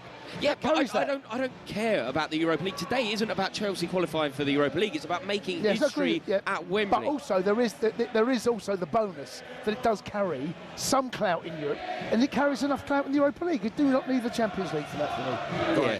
3 p.m. when we get there, Manchester City taking on Chelsea in the FA Cup final. That noise that just came out of you, Jason. Well, look, like a wheezing bagpipe. Look, obviously, Raw and I are massive Chelsea fans.